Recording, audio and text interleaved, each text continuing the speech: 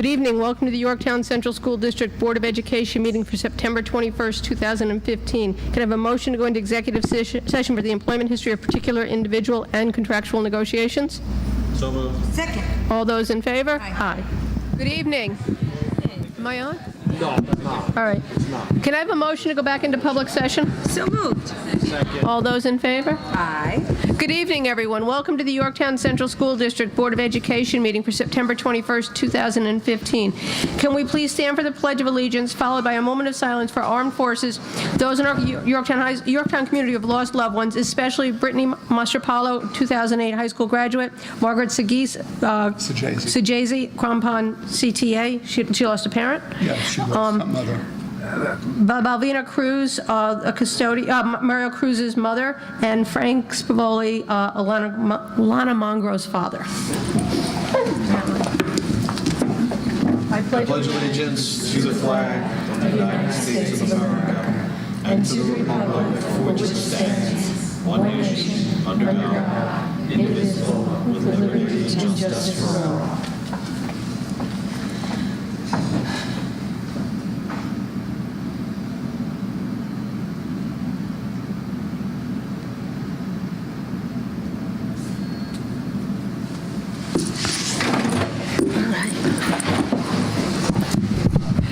Good evening, everyone. We're going to start right away with our education report with Dr. Knapp. Good evening, everyone, and thank you very much for being here. I think I'm going to go to the podium, so bear with me.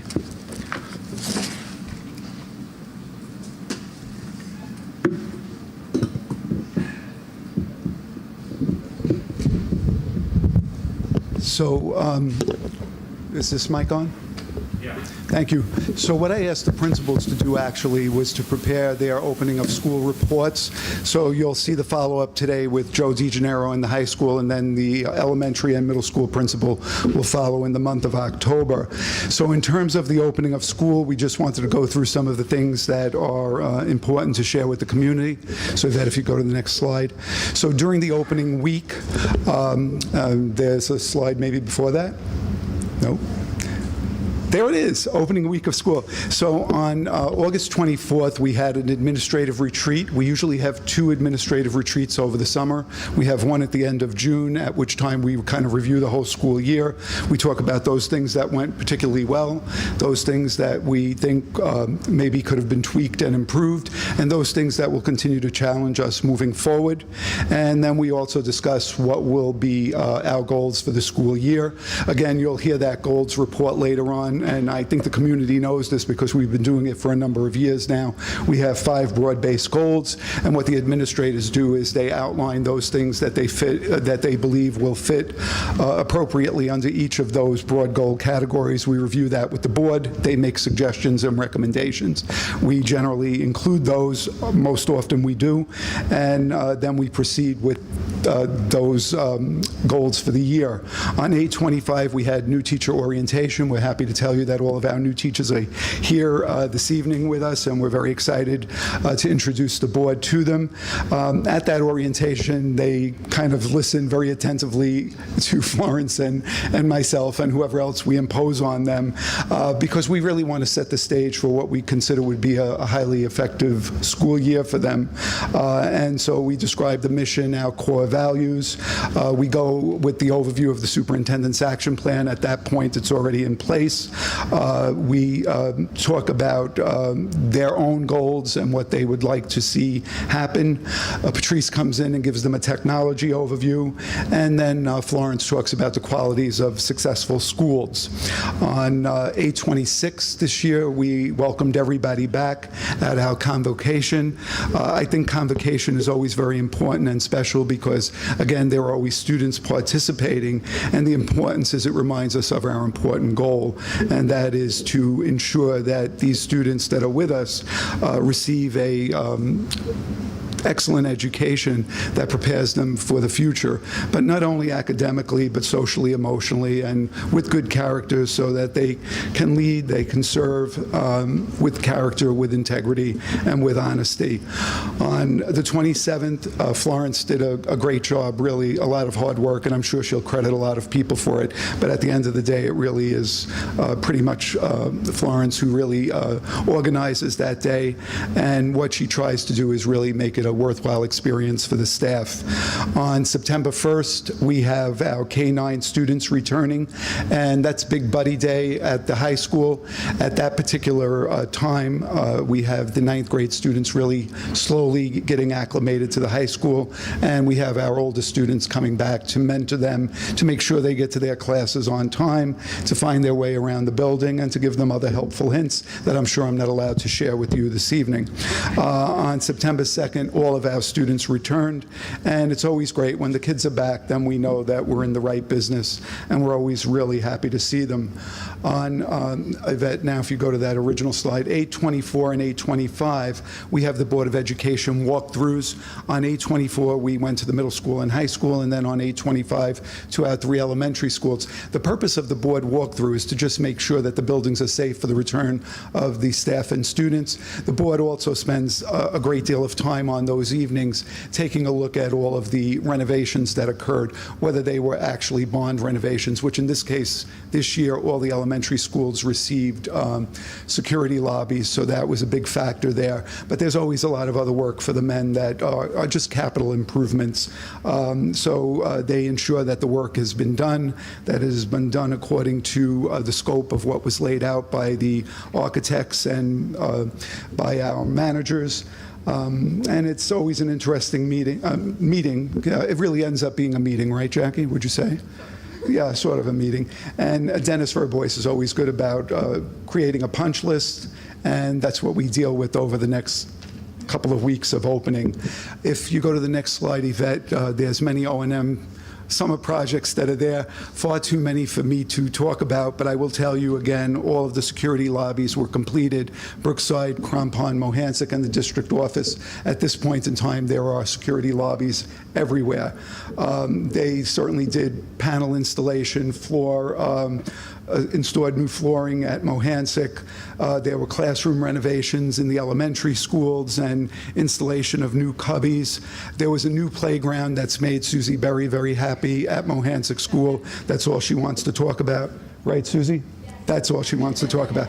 And the Huskers, of course, we're very grateful for them. With the leadership of Dr. Boyer, they did donate a concession trailer, and it did seem at the last football game to be generating a lot of money. So I think the Huskers are going to be tappable.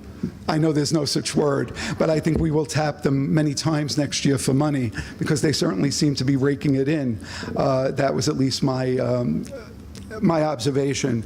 There's been, so we are constructing an outdoor classroom at Crampon School, which makes Mrs. Roberts very happy. Yes, Mrs. Roberts?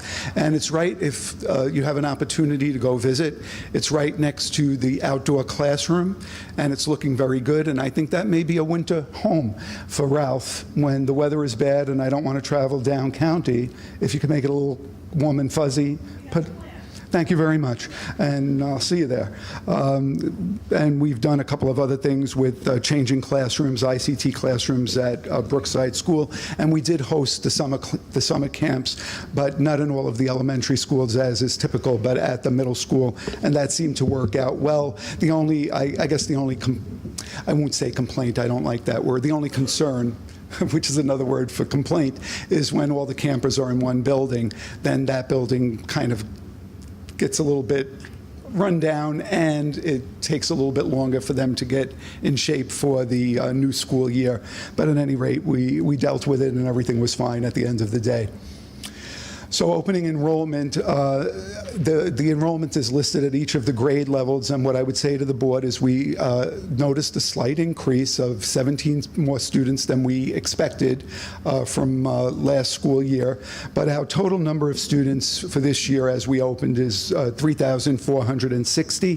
What the board might notice is that where you can see a change in enrollment is on the 6th, 7th, and 8th grade level. At this point, we're probably slightly under 800 students at that level, and you may recall probably 10 years ago we were probably at 1,100 students on that level. So what's happened here is that the elementary decrease in enrollment has hit the upper grades. So it's probably at the middle school right at this juncture. High school is seeing a little bit, but not yet, but they will see it over the next few years as those middle school classes go up to the high school. But there has been some slight growth on the elementary levels. If you look at the enrollment trends, this is always interesting to study, I think. So if you look back at 2005, 10 years ago or so, you would notice that the district's enrollment was 4,223 students, and currently it's 3,460. It's probably about 760 students fewer, 763 students fewer than it was at that time. And then I think I highlighted enrollment in 2010 was 3,912, and that's when we idled French Hill School. And even with the enrollment going up just a little bit to 3,460, we're still at about 452 students fewer than we had when we idled that building. All right. Oh, new hire report. So all of these people are here this evening, so I'm not going to introduce them. What I will say is that Florence will introduce them later in the evening, maybe right after I finish talking. Is that right? Thank you, Dr. O'Connor. So we have 15 people with us this evening. 3 you'll recognize because 2 are one has served us very, very well over the years by being probably one of the best leave replacements that we could ever ask for. And she's not a bridesmaid anymore. She has won her own classroom, so I know that you'll recognize Maureen. And Maureen, are you laughing? Where are you? Oh, there you are. She's smiling. And then, of course, many of you will recognize one of our former AIS teachers who's gone in and out from AIS to covering classes to back to AIS. And she, too, has finally received her own class, and we're thrilled for Carol McLear. And then you'll recognize, many of you who have older children, you'll recognize Amanda McNamee. Amanda was a longstanding kindergarten teacher. She went out on maternity leave and unfortunately got caught up in the decrease in enrollment in the elementary schools, and when she was about to return, she was actually excessed. But she was on the preferred eligibility list, and when we did offer her the opportunity to come back, she did seize it, and she's back not at French Hill, but at Brookside as a kindergarten teacher, and we welcome Amanda back, and I know that she'll stand afterward when Dr. O'Connor introduces them. And then you'll meet a lot of other people that you haven't met yet, but you will recognize in the audience Danielle Sciano, who is the new assistant principal at the middle school. And Danielle has been here a short time, probably no more than a month, but she has fit in so well, it almost appears like we've known her for a long, long time, so we're very happy. Okay. And somehow are you able to see those slides? Yeah, not without magnifying glasses, but at any rate, I'm sure you'll find this on the, I don't know why we do this exactly, but I'm sure you'll be able to read it clearly on the website. At any rate, we just did an employee report so that you have an idea of how many employees we are, and all totaled there are 587 employees at the school district. Sheila will probably say it's more like 567 people. even though there's really 587, because as you know, some of them are not full-time. So there's probably about 20 that are lost in the shuffle. But there's really 587 people that exist. And we just divided them up into the appropriate categories in which they fall in. And as you would expect, the largest number of people are teachers. There are 300 teachers at the district. And then, of course, if you throw in the AIS teachers, 313 all totaled. And then there are, of course, Elaine Goodwin is here this evening, and there's only 8 nurses here, but it certainly feels at times that there's at least 64, because they certainly do the work of 64 people. So that may be something that's advantageous to us. So it's just divided up according to the groups and units that we fit into, and we just thought that the board would find that helpful. The goals for the new year, at this juncture, as I've mentioned, the superintendent's action plan is done. It's up on the website. I do believe that the principals have mentioned it at their first faculty meeting, so the faculty are aware of the fact that it exists. They've seen this document before. They know that the goals change, and I think they read the goals, because I think most importantly, they recognize that some affect some of the things that go on in their classrooms or go on in their schools, so they need to be attentive to it. And again, those are the 5 broad-based categories that the board suggests that we should have goals in, and it's curriculum and instruction. Character goes along with that. There's financial goals, technology goals, facilities goals, and there's something missing there, and what is it? There you are, communication goals. I deliberately left that out because I have to do that one tonight. So I guess I was hoping that you wouldn't notice and I wouldn't have to do it. All right, and the goals for the new year always center around the mission statement, and again, that is our mission statement. It looks very complex, but what it really says is that we educate the whole child, and we educate them to be competent and caring and students who make a difference and will be good world citizens. We hope that they will make good choices and that they will live a healthy lifestyle. And most importantly, we hope that we can inculcate in them a moral conscience and a moral compass, and at the same time, not lose sight of the fact that they are creative and that they should have an appreciation for the arts and entrepreneurship. Then we also design our goals around our core beliefs. We believe that there should be a strong partnership between the home, the school, and the community. We believe that our students should be lifelong learners, and we try to model that behavior as teachers and administrators. We continue to learn.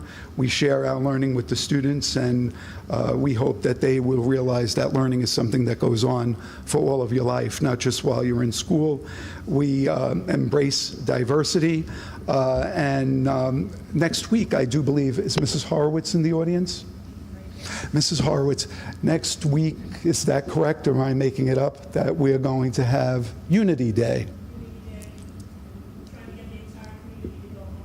We're going orange. I actually have an orange shirt on for tomorrow, but I guess I'll wait till next week. Okay, good. And additionally, of course, we try to create a safe and welcoming and orderly environment so that the students will grow emotionally, socially, and intellectually, and so they will be successful when they leave us. As far as opening activities go, there have been many since we've come back. There have been PTA meetings, both school PTA meetings and also district PTA meetings. Back to school nights, we have 8 all totaled. We've survived 5, and we have 3 more to go, 1 at the middle school and 2 at Crompond, 4th grade and then 5th grade. We have the fall athletic season has started.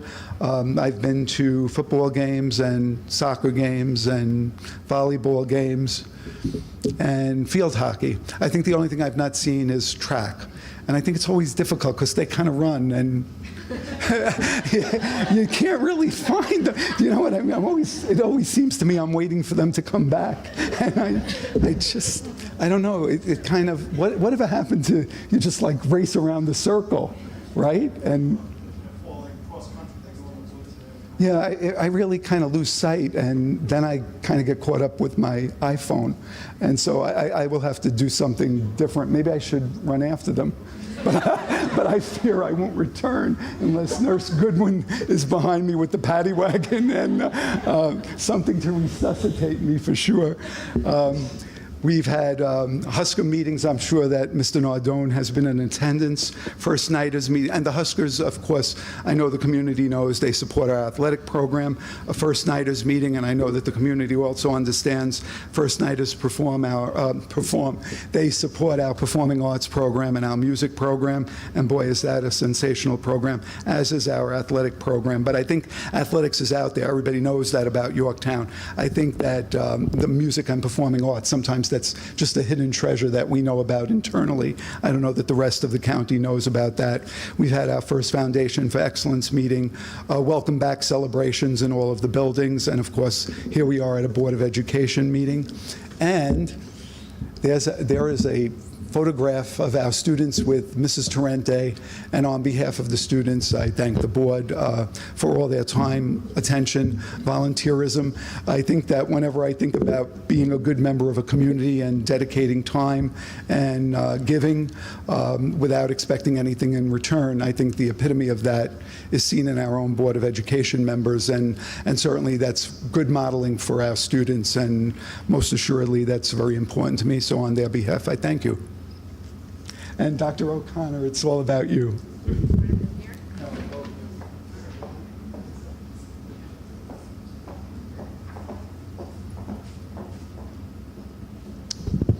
Good evening, everyone. Good evening to this very special group behind me. This is a little awkward. When I introduce you, I'd like you to stand up and wave to us. Hi, everyone. It's really an honor tonight to have the distinction of introducing a very talented cohort of new teachers and new staff members in our district. They've gone through a very rigorous process. They've interviewed with teams of administrators, teachers, and all different staff members, and they are lucky enough to have been selected, and we're so thrilled to have them. Dr. McGinnis nurtures us. She's our Director of Human Resources, and she nurtures the process, so we want to recognize her and thank her as well. So it is my pleasure to introduce Sabrina Casey, who's a psychologist, and she's district-wide. So welcome, Sabrina.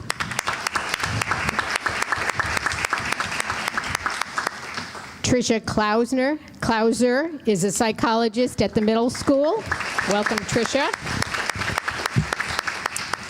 Margaret Dodona. Welcome, Margaret. Grade 2, Brookside. Grade 3. 2. Grade 2. 2. Brookside, grade 2. I changed them around. Is that right, Margaret? Yeah. Sorry, Margaret. We know that's where you are. Victoria Garrett, we know you're teaching English at the high school. Welcome, Victoria. And Maureen Hines, grade 1 at Mohansick. Welcome, Maureen.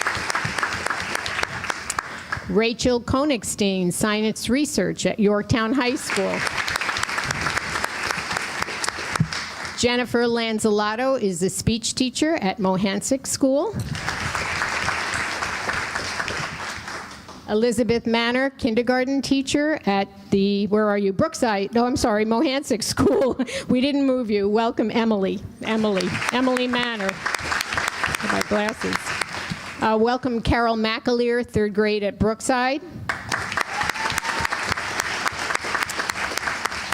Amanda McNamee is a kindergarten teacher at Brookside. Colleen Pikars is a leave replacement reading teacher for us in the district. So welcome, Colleen. And we've mentioned Danielle Sciano is our new assistant principal at the middle school. Welcome again, Danielle. We have a new student assistance counselor, Lydia Whitney, at the high school. And Mia Zager is a new special ed teacher at our high school. Finally, we'd like to welcome Barbara Nachman. Barbara is our newly hired media manager part-time in our district, so we welcome you, Barbara, as well. Thank you, everyone.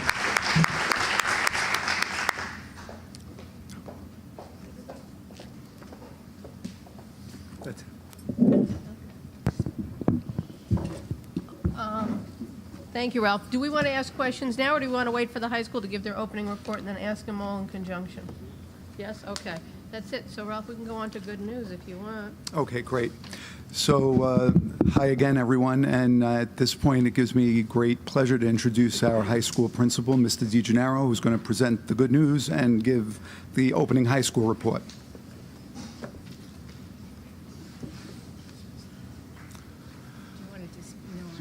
It's up to you. Sure. You want to let them know? Oh, she wants to get a picture. So. Mr. DeGennaro, maybe before you, oh, okay. And that other one is the second grade. Why don't you discuss it? I guess we can dismiss them. Yeah, it's fine. If they want to go, they can go. Some are sneaking out already anyway.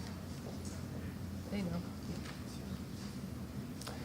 And new teachers, unless you have a burning, burning desire to stay and listen to our good news, at this juncture you can leave. But if you have a burning desire to be here, we welcome you to stay. We will not be offended. Just don't look because they're all leaving.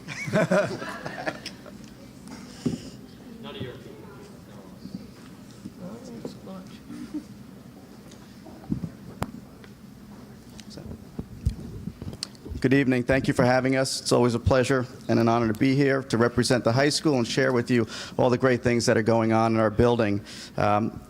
I know you know this, but I feel like I should say it anyway. I'm Joseph DeGennaro, and I'm the principal.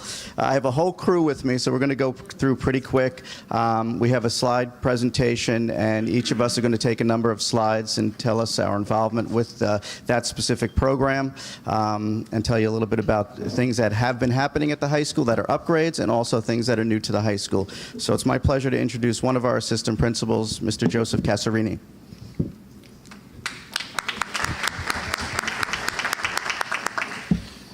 Good evening. I'm just going to talk to you a little bit about the Chromebook rollout for the 9th grade. Chromebook distribution was not new for the 9th graders, but it was new for the high school. On the first day of school, the overwhelming majority of 9th graders received Chromebooks. There were a few who did not. Some chose to opt out. More than in the past are bringing their own devices. Some students had technical troubles with their previous Chromebooks. And we had about 14 new students to the 9th grade this year. Might be 15 as of today, I heard about a student. So currently, there are about 7 students who do not have a Chromebook, but we expect them to have it by the end of the week. We also built in some support, technical support for the Chromebook. The Library Media Center's Genius Bar is staffed to provide support to the students. At this stage of the game, students and many of the parents know about it. The Genius Bar will provide support in the form of initial diagnosis, minor troubleshooting. They'll provide loaners for students who don't have it or whose Chromebooks are out being repaired or are down for any reason. And they'll coordinate logistical support throughout this process of Chromebook distribution and utilization. Are there any questions? I'm going to hand the floor over to my colleague, John Gallis. Yay. Good evening, everybody. As you know, I'm John Gallis. I'm one of the assistant principals at the high school. As a visual, I brought a Chromebook with me to piggyback that presentation. One of the issues and challenges that the high school has been having over the past couple of years, as you know, is scheduling conflicts. That means that students who have desired to have a certain number of courses in their schedules, maybe 9 courses or 8 courses, could not fit them in the course of the day. That was a challenge for us, but we do want to provide as many of the courses that students request as possible. But sometimes there were some issues that we did have, and here are some that I put on this slide here as the causes of conflicts for student schedules. Number one, and probably the most important one, is singletons. A singleton is any class that only appears once or only has one section for any type of course in the day. Singletons are probably the greatest issue we have as far as causing conflicts in the student's program. Also, obviously, are the number of students requesting a course at any point in time is causing a lot of conflicts. Students also have to wait until they get to their junior or senior year for some courses. That also is a cause for conflicts. And also not using the period 9 the way we could use it. Most of the periods we use for the students' day are 1 to 8. Period 9, as you know, was used for review, and we're looking into using that period more effectively for student classes. If we go to the next slide, we see that students missing, I'm sorry. Okay, so students that had conflicts in their schedules would sometimes have to miss a class once a week or once every other week, and that obviously was a big concern for us. So they were missing valuable time, and of course we want them to have the most amount of course time possible. So that is also being monitored by the state, and we need to be sure that students have the most appropriate seat time possible. So what we did was we created a committee of teachers from different course areas. Sorry, I'm getting a cold here. To look at the issue at hand and to come down with solutions, and first of all look at the causes of the problem and then come down with some solutions for what we could do to alleviate it. So we prioritized the issues that we had. If you go to the next slide, we can see some of them. We created the possible solutions last year, and then we implemented them. And one of the solutions was to reduce the number of singletons. That means to create more sections of any type of course. Some of the courses, for example, were creating more sections of AP Bio, looking at 9th period for labs. For example, physics, honors physics was an issue. AP Bio, again, was an issue. AP Environmental Science was an issue. So we looked into having labs 9th period, which really did, we saw later on, help with the issue. Also, clubs meeting during 9th period and not meeting 9th period, but meeting after 9th period was also a help. And then also looking at students having to make choices. After all of these possible considerations were made, students were then asked, okay, maybe you're asking for too many courses in one time, so maybe you need to make some choices, okay?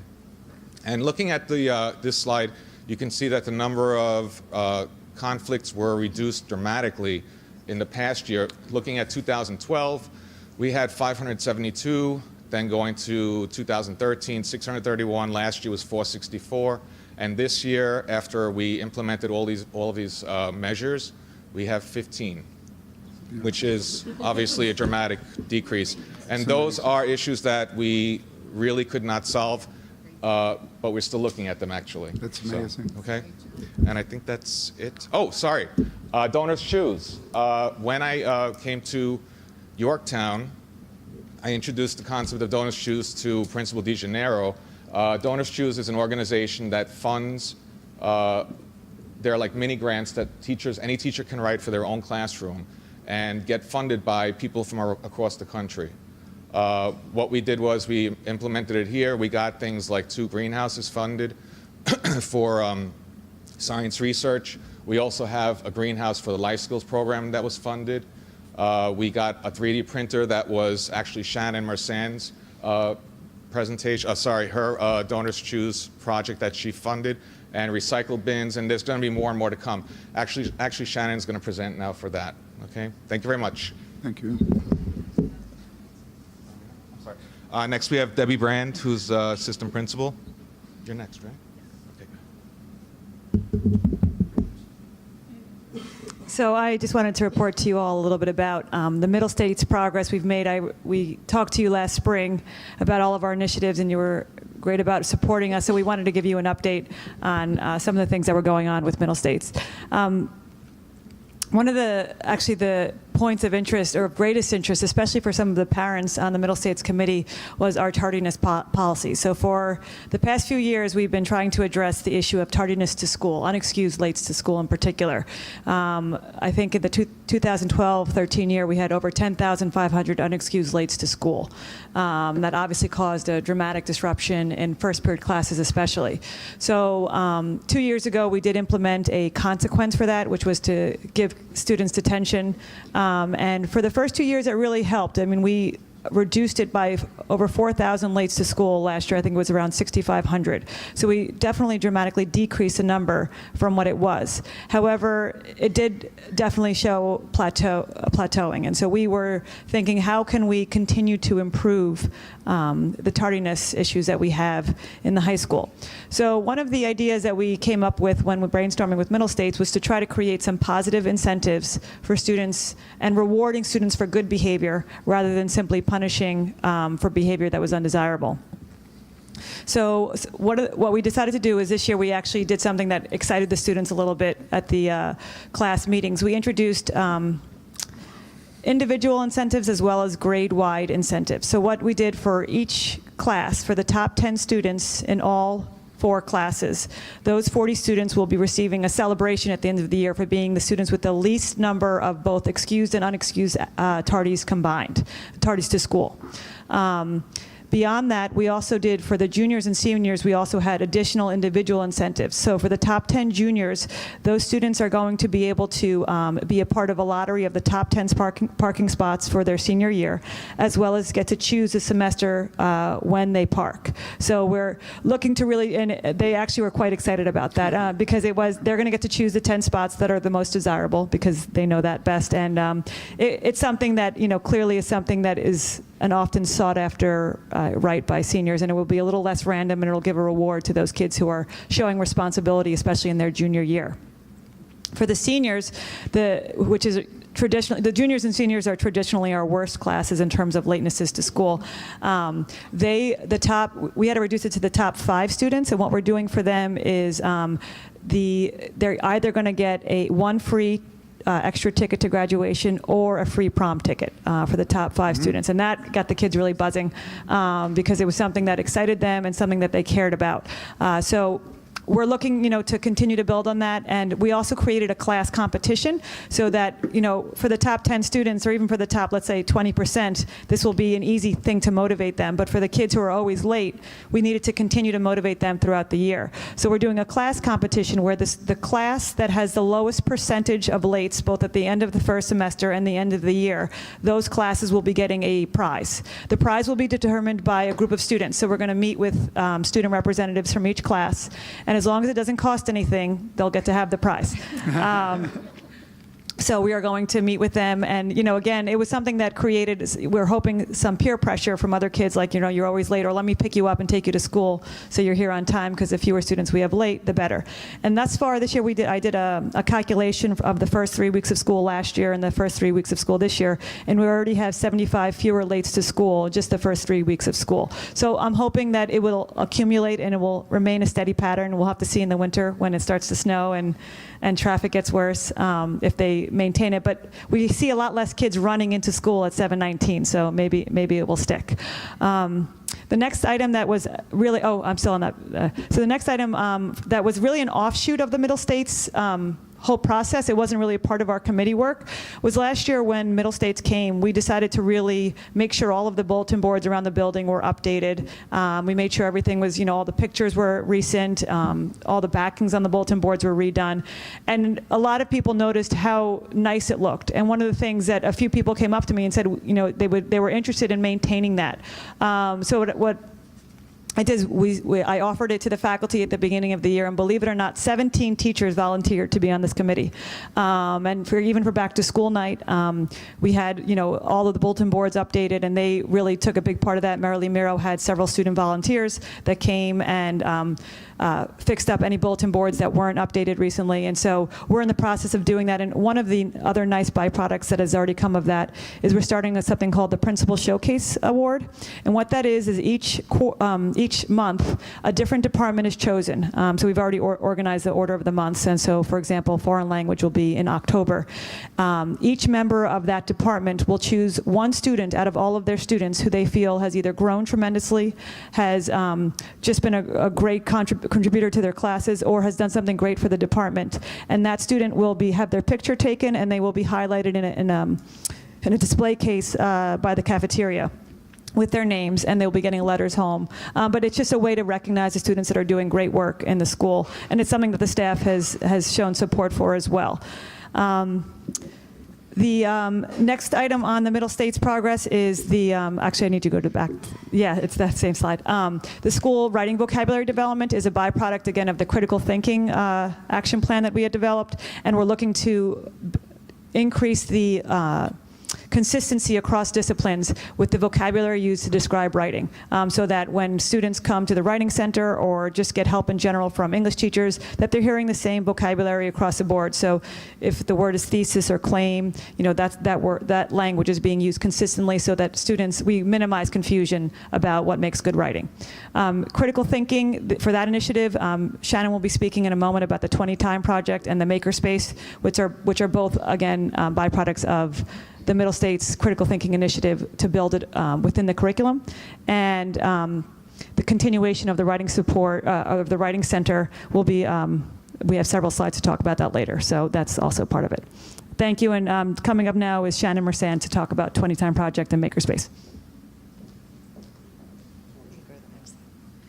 So one of the really exciting projects that we're going to do this year in the high school is the 20 Time Project. I don't know if anybody's heard of it, but Google and 3M both allow their employees 20% of their work time to work on a project that means something to them to give back. So how many of you use Post-it notes?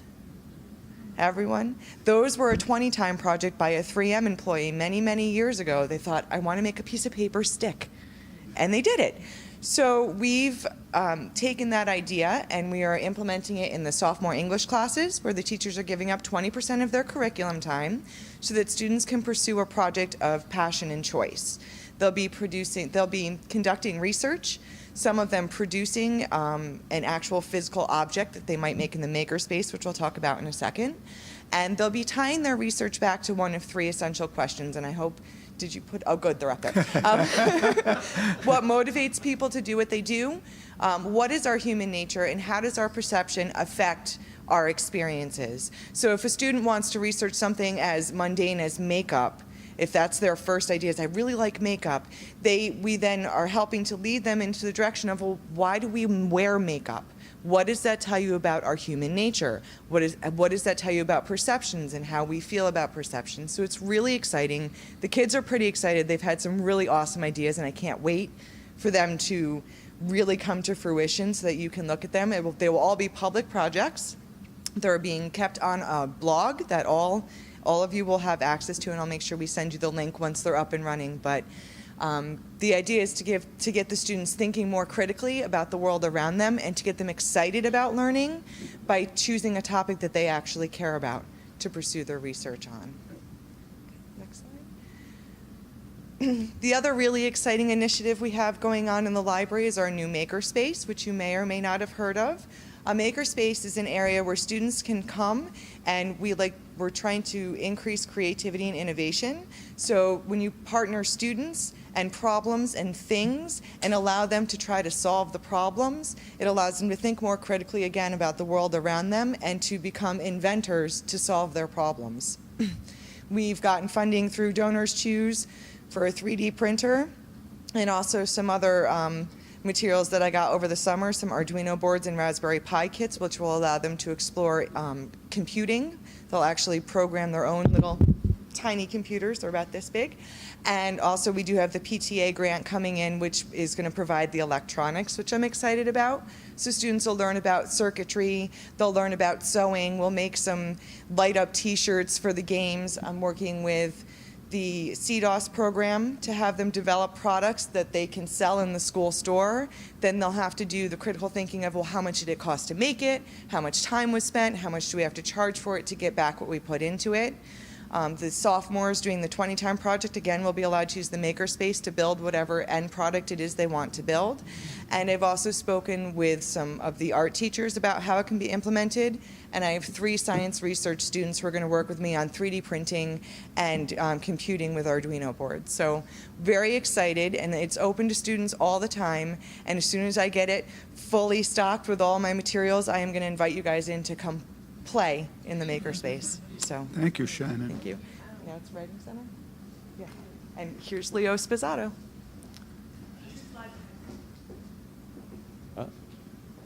You can keep going. Thank you. Hi, everyone. Hi, Leo. I'm here and proud to represent the Writing Center, and thank you guys for supporting a vision that we've had for the Writing Center for a long time, but really came to fruition last year, as you all know. And this is the second year that we're doing it and moving it forward. As the slide says, we had over 1,000 students stop in last year, and the number's already probably more than, I want to say double, but don't put me to that number yet. We already have seniors coming in, and after school's been packed, so a lot of activity in there. And I guess the best part is when you talk to the students. I ask all the students who leave, hey, how was the experience? Because I'm not always helping them. We have, as it also says, 48 sophomore, juniors, and seniors who actually work peer edit with whoever comes in. And so I ask them sort of as a post interview, how was it? And they really do feel positive about the experience, and then they come back. And so this experience as a 9th grader is going to just seep into their experience in Yorktown, and we really hope that they're leaving here just more powerful writers and thoughtful about that. Next slide, please. We started last year, I guess we had a spring college essay workshop, which was pretty successful. Kids were working all summer. I was getting emails all summer long. Hey, can you read this work? Can you read that? I don't want any more work, thank you, but I will read that for you. And then the website you've seen, it's a pretty rich resource. I'll take some credit for that one as well. But moving beyond the Writing Center, we're actually pushing into classrooms now. We're setting up little satellites that we want to assist teachers in the classroom if they're working on writing for social studies or English or whatever. We can have a couple of our peer tutors go in there and actually help with the process so that the students understand that there's a whole writing process here. It's not just I'm going to write it, hand it in. And you'd be surprised that after all these years you would think that they sort of think that way, but it takes a little bit. So we're very proud of the Writing Center, and we only hope great things for it. I guess the last part is that the independent creative writing is the additional piece where there are a lot of creative writers in school, and they are joining that class particularly so they can have really quality time with a teacher and other peers who are writing creative pieces. Things that 40, 50, I had 3 students last year, each produced 75 and above pages. Where they go with that, I think we have a vision of eventually pushing them to publish or compete in other competitions. But again, a great result of the Writing Center. So we thank you, and I'll let Mark finish up on that. Okay, thank you. Thank you guys for the opportunity to talk as well. I was asked to keep it short, so what he said. No. So the Writing Center, one of the most important things about it is the idea of trying to change the approach to writing. Writing is thinking, and if we can change that from just a one-way, I'm writing an assignment, as Leo said, and handing it in, and that's the end of the story, we can change the whole culture and community of writing at the school. And the Writing Center has been integral in doing that. And looking at some of the student feedback, they've, as Leo had mentioned with the creative writers, they've written everything from illustrated novels, creative stories, poetry. I've had some journalism students in there also writing articles, and it really is a nice way to broaden that particular piece of it. Evidently, the air conditioning in there is also a big boon. Although hopefully we're out of that particular time now. With the peer tutors, that is a pretty select group of students who, many of whom get celebrated in things like the opening ceremonies at the convocation and things of that nature. But they get to experience what it's like to be a little bit of a teacher, and you really don't know certain material until you teach it. So they've been recognizing that it's helping them improve their own writing at that level, which is really kind of great to see. And then in terms of the community service opportunity, I would say the more rewarding part is to see when they're helping somebody else. You actually see this in their, their faces light up that, we just had a meeting and somebody's leaving with having had a meaningful experience in their writing. So that's been a very rewarding thing as a teacher and a parent and a community member of Yorktown, certainly, to see that. If we can go to the next slide, please. So the teacher feedback has been very helpful as well. They have actually recognized some growth in their writing. It's not a typical value-added kind of experience where a kid can come in and say, well, I'm supposed to get an A now because I visited the Writing Center. So we don't, we're not going to see it in that way, but we do get feedback from the teachers saying that social studies research projects, for example, have been a little bit more tidy and unified in their presentation. We've had lots of repeat I was going to say repeat offenders, but that probably doesn't mean it. Repeat customers. And as a teacher, I've sent my students in as part of an assignment, and then to see those students coming back later on their own to go get more feedback and help on other assignments that they're not required to is, I think, probably one of the best signs of the success of the program.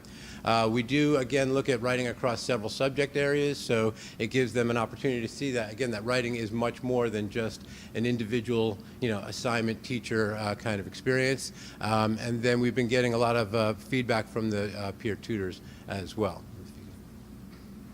So there are some areas. Okay. So there are some areas for improvement, and this is a long-term project, so we do appreciate your commitment to that. This is not something that's going to be 1 year and suddenly we're going to see every student is walking around with a special notebook that they're writing down everything in.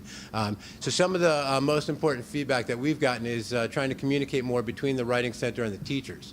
So when they send an assignment, that the students and the teachers in there know specifically what those teachers' goals are with that particular assignment. Because there can be a lot of different issues raised in any particular writing assignment. So if if a social studies teacher wants to focus, for example, on making sure that there is a strong thesis or a strong claim at the beginning, we can focus just on that, and it helps tailor those going in there. The peer tutor feedback that we've been getting is trying to streamline some of the processes, the sign-in process, keeping track of, the bookkeeping things are always going to be the struggles that we do. They actually say that we need a bigger space, and depending upon when you're walking by there, there can be days where it looks like we don't need a bigger space, and then there are days where there are kids lined up out just waiting for somebody to move, and we in a small space can accommodate. I've seen 6, 7 different meetings going on at once. But beyond that, it would be nice to have a little space there. And then continuing the practice with different kinds of writing, bringing in science teachers to say this is what we would like to see in a lab write-up and so forth like that. But all in all, as a teacher and a member of that project, I want to say thank you guys for your support. Thanks. And I bring back Deb. And so just in terms of the updates that we are making for this year so far, we have been trying to reach more students and departments, because I don't know if you noticed in the first slide, I think we've reached 3 departments and 24 teachers, which is a good start for the first year, but is definitely not universal support. And there's some subjects obviously that lend themselves more fully to a writing center than others, but we would like to up that number as much as possible. So in terms of reaching students, we are continuing to run workshops this year. And now that we're no longer in our first year, kind of making our way, where the teachers are they got off to a running start this year. We started on the first day of school. We didn't wait 3 weeks to open the center. And so we have far more students in there. And we plan to run more workshops as the year goes on, as we see particular student needs. And also, we're encouraging staff to reach out to the Writing Center teachers so that they can come in and do those classroom visits. Last year, we had a really wonderful experience with the sophomore research project or freshman research project with Jeff Howard's classes. And we had not only Writing Center teachers, but peer tutors who came into his classes. And almost every student in the class got an individual session with, and a lot of them were struggling writers. So it was a really great experience for them to have some individual immediate feedback on the work they'd been doing. We also are looking to create some satellite sites, especially on days when the Writing Center isn't particularly busy, where we go out to the students where they're at instead of them coming to us, and offering the help in different sites like the library or even in the study hall where the freshmen are. And we now have a full virtual sign-in process. We listen to the students, and we kind of moved away from the paper process and have gone completely online. And we are also in the process of developing that school-wide vocabulary regarding writing, as I mentioned earlier. And so those are the updates so far. And next, is it Cindy or Joe?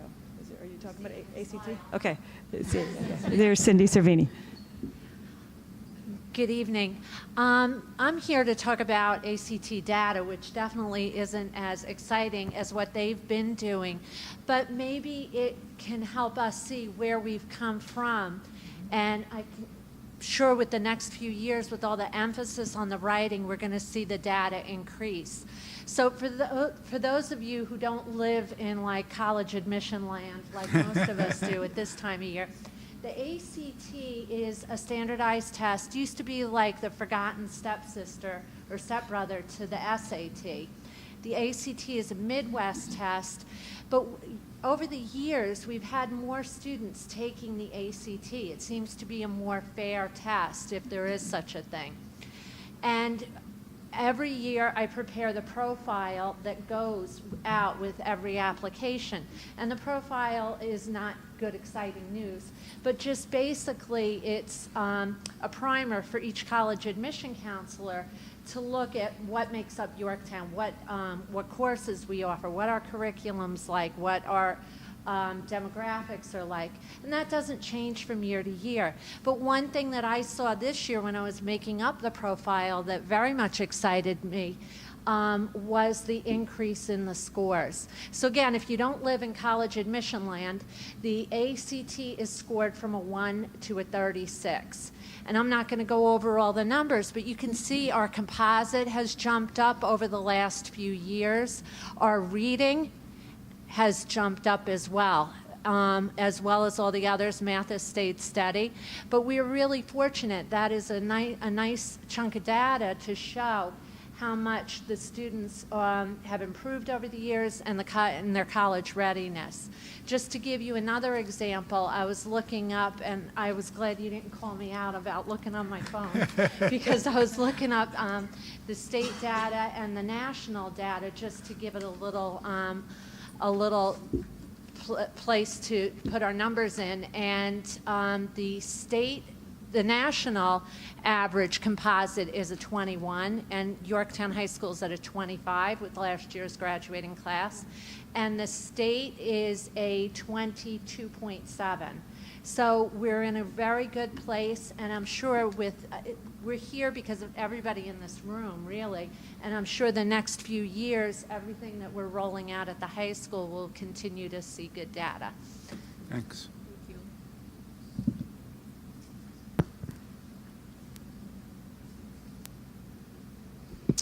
So that concludes our good news piece. I would like to say, with the adults that are standing behind me, we have great teachers, great leaders, great role models, and we get great support from all of you that are sitting up front. And together, Yorktown High School continues to move onward and upward. So we appreciate all your support. Thank you. Can we ask a couple questions? Joe, maybe before you go on to your opening report, maybe the board would want to ask questions now. You guys have questions?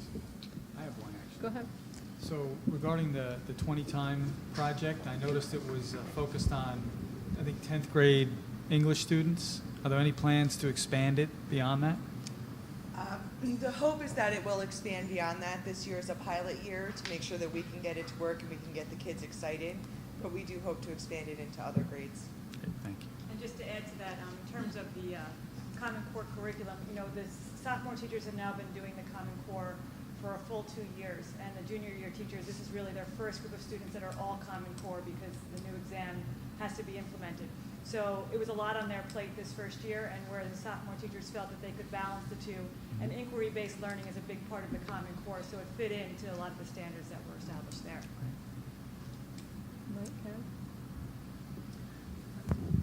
It was a great presentation, thank you.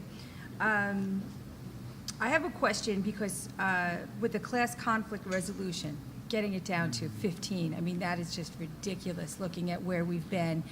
And I know we went over some of the issues that you've put in place to help that, but do you think that most of that is due to the 9th period flexibility?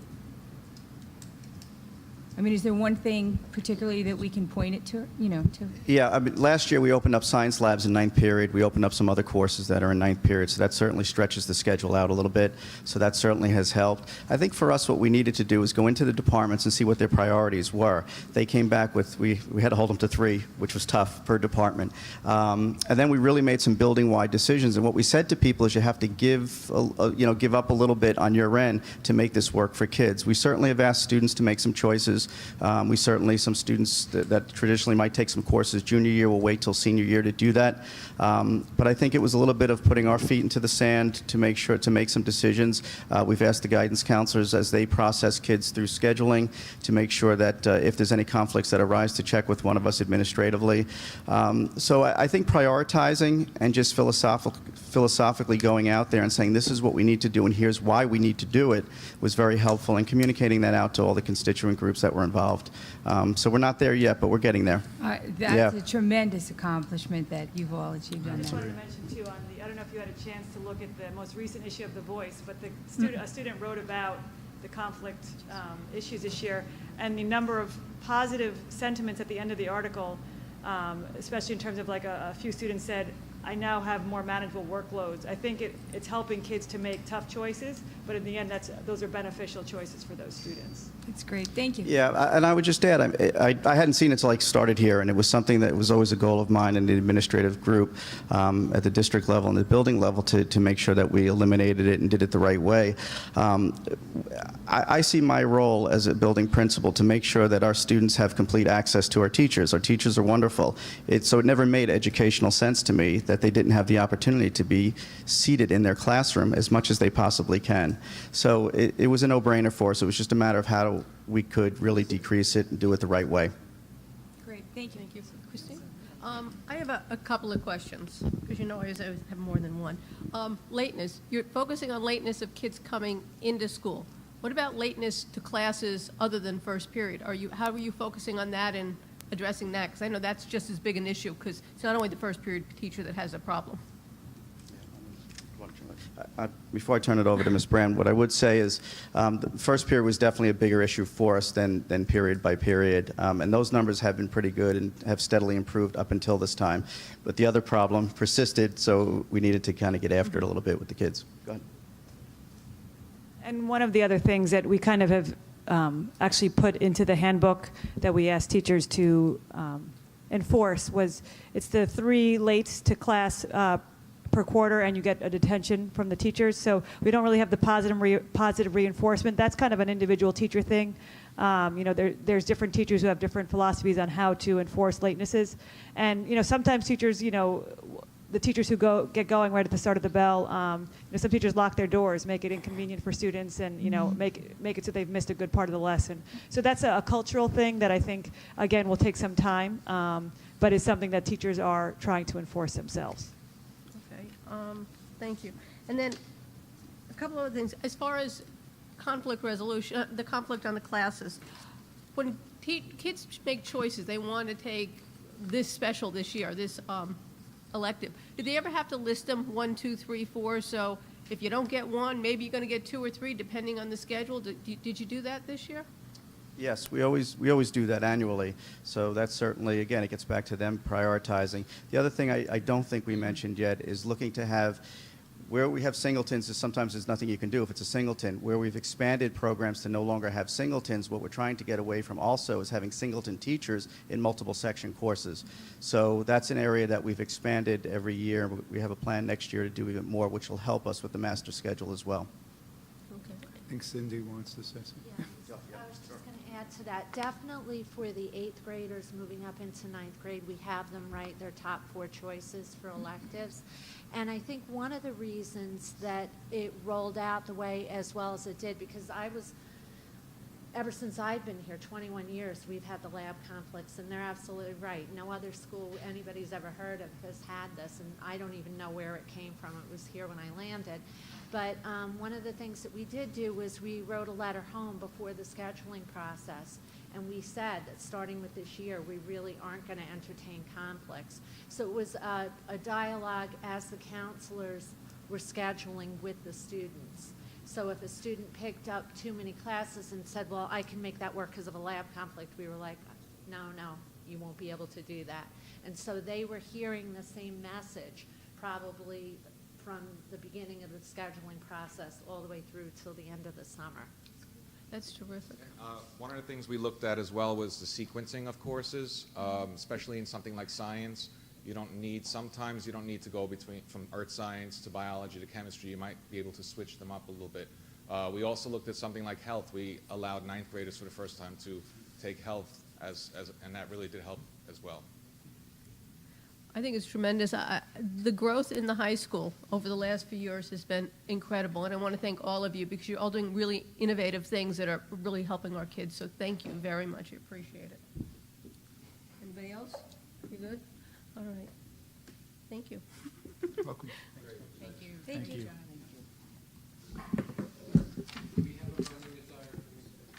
You can go. Oh, but before you go, then I have to make my comments to you, because then you won't hear what I have to say, because you don't want to hear the opening report.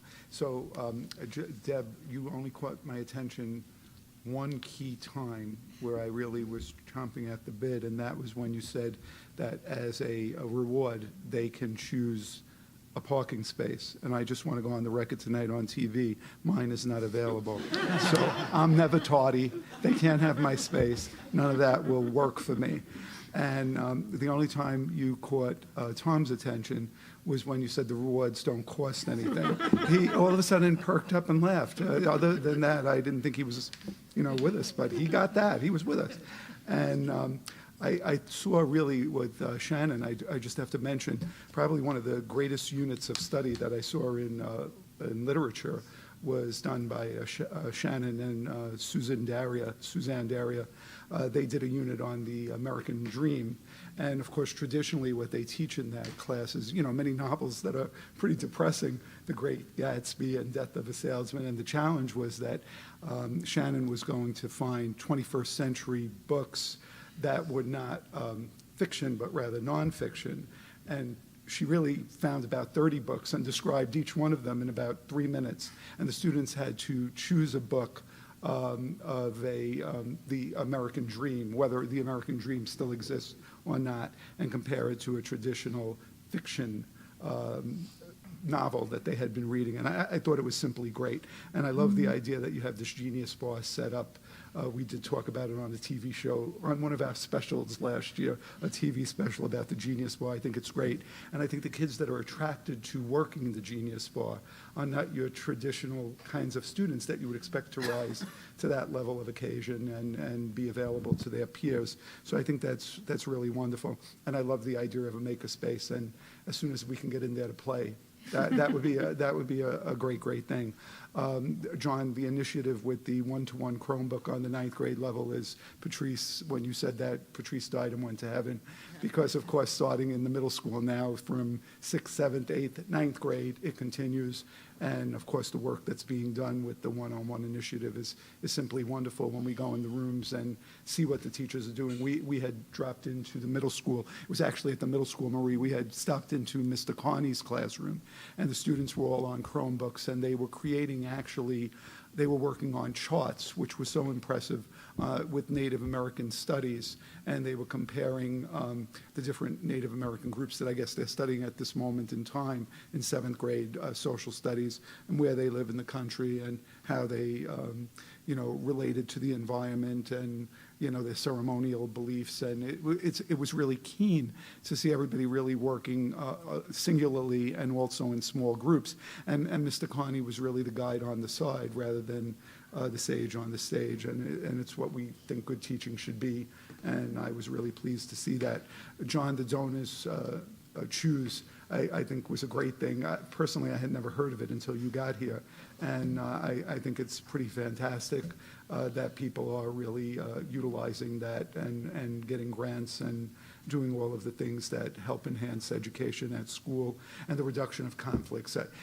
Personally, I never understood it myself, because I just always thought as a teacher, if somebody told me that once a week they weren't going to come to my class because they had to go someplace else, I don't think I would have cooperated. So, and as a matter of fact, I know I wouldn't have. So I'm very, very impressed that that's kind of something that you were willing to take on, and that has gone, at least by the wayside, and hopefully will vanish as quickly as it came in, because especially now with the state looking for how much seat time relates to teacher time, it would just seem ludicrous that I would be, responsible for somebody 100% of the time, but only see them 80% of the time. That just didn't make a whole lot of sense to me.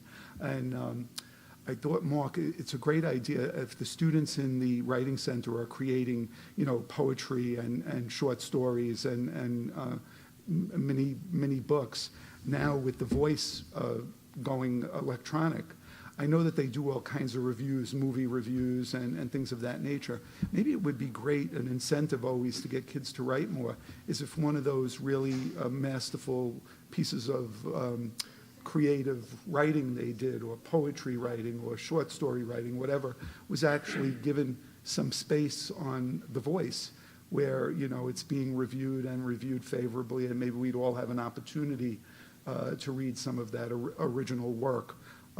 So I too was very excited. I didn't know what to expect in the good news, but the good news really made me feel good, and I was feeling low when I came in. So this is really good, and it's a great place to see our high school, and Cindy, certainly the idea that you're able to show the data that shows an increase and keeps us ahead of the state and ahead of the national average. That's a great place to be, I think. So I think it was a great job, and I really appreciate all of you being here tonight. And Shannon, I appreciate you keeping your babysitter on much longer than you needed to keep the babysitter on, so that you could be. I kind of roped her in yesterday when Joe said, I will probably do something on Makerspace. And Shannon was walking in the hallway, and I said, well, she has to be there. And Shannon, you can be there, right? And she said, yeah, well, let's see what my babysitter said. So thank you for letting your babysitter say yes. And I'm sorry you have to pay her. But tell her she can play in the Makerspace. And, we'll just buy her lunch or something. All right, thanks. And I guess you're going to dismiss your team, Joe? Bye, everybody. Thank you, guys. Thank you very much.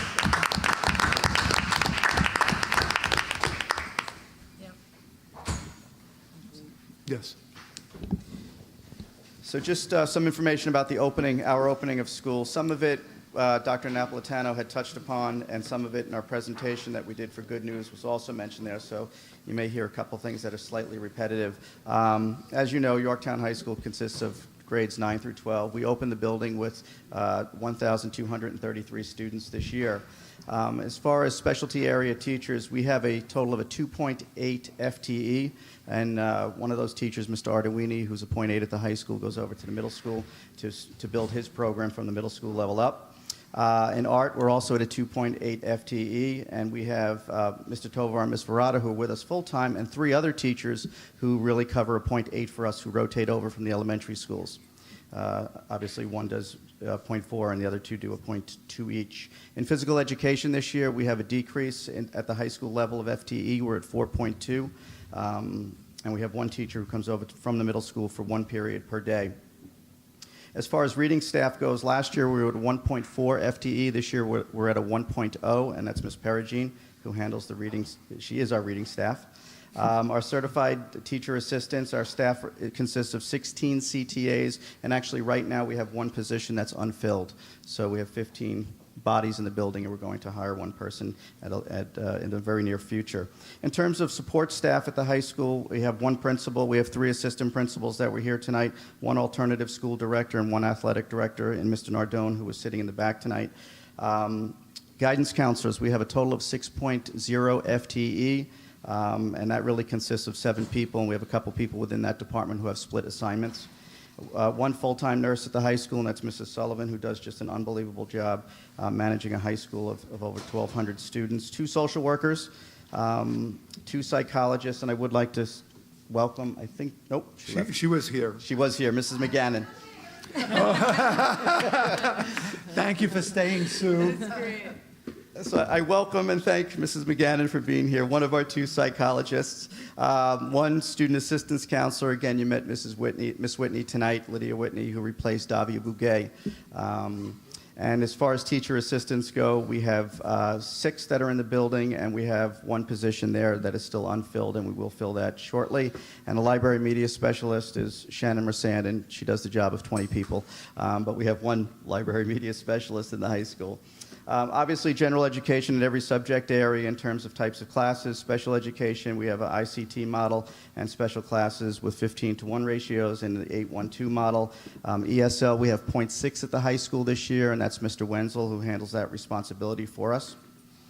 Our typical school day consists of 9 42-minute periods. Students take classes in multiple disciplines, which you know, but they are required by state mandate to take English, social studies, and physical education for all 4 years. Other subjects that are taken to fulfill graduation requirements and to meet student interests, and we have so many. We have so many different offerings. Kids have full schedules. Our students are scheduled so well beyond what the state requires. It's truly impressive. Typically, students will take 4 years of science, foreign language, and math. There are plenty of academic opportunities in art, music, science, research, and health-related courses, also online learning. If you remember back a number of years ago, we had changed up the structure in terms of we had a business department mandate. We no longer have that. What's been great about that, it allows students and their families academic choice. We have many students taking double languages, many students graduating the high school with 8 credits of science and other subject areas as well. So that's just a great opportunity for, for our students to find their areas of interest and really pursue them. In terms of the next category, I've kind of grouped all together as special and opening day events, opening of school events, goals, and upgrades. We expanded our accelerated earth science program this year, last year, and traditionally we've had 3 sections of accelerated earth science, I think every year since I've started here. This year we now have 4, and of those 4, they consist of 2 honors levels and 2 honors option levels. We piloted, with the great leadership and vision of Dr. O'Connor, we piloted last year honors option, and it was flawless. Every student in that class last year earned honors designation because of the workload and the rubric and going above and beyond to earn that. So we expanded it out this year, all within budget, nothing extended. I think Dr. Napolitano mentioned the concession trailer this year, which is new. It looks absolutely terrific. We did have Big Buddy Day. We have year 2 of the Writing Center at the high school, the lab conflicts. I've said, and I mentioned this to the parents last week at our back to school night, when we open next September of 2016, we will not have 1 lab conflict in the building. So we're phasing it in over the course of 2 years, and I feel very comfortable that we're going to get there. We're continuing to grow the community service program. Marilee Miro, and again, the initiative came from Middle States, but she continues to develop that not only in school-based groups, but community groups, and just continues to open up that network out into the community. So it's real impressive. This year, what you may remember is Tech Tuesday is now being called Tech Time, and over the 3 days that the consultant is here to work with us, we have 6 days that will be scheduled over the course of the entire school year. Our first one at the high school will be on October 14th. We've already had 2 faculty meetings, the second one conducted today. Our student newspaper, which I know they probably don't want me to say yet, but I'm going to. It's now online. It's just a terrific upgrade. And if you go to yhsthevoice.com, you'll see it. And the beauty of it is that, one, it takes it into the technology world. 2, it fills right into the whole Going Green initiative. But what's great about it is that as quickly as you put things up, you can take them right down, and you can continually upgrade, and you can archive it. So no more paper at the high school.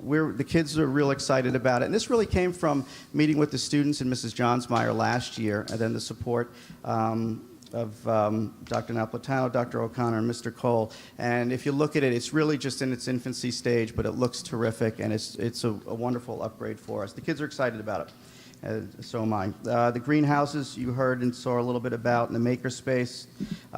Emergency drills, we have to do 8 by December 1, 12 by the end of the school year, so we've started to do that. We had our back to school night already last Thursday night, which was terrific and well attended. Clubs and athletics have started. I think the athletic program started in almost mid-August this year, which seemed earlier than ever. So they're in mid-season form, and the clubs have all started up with their initial meetings. We've had grade-level assemblies.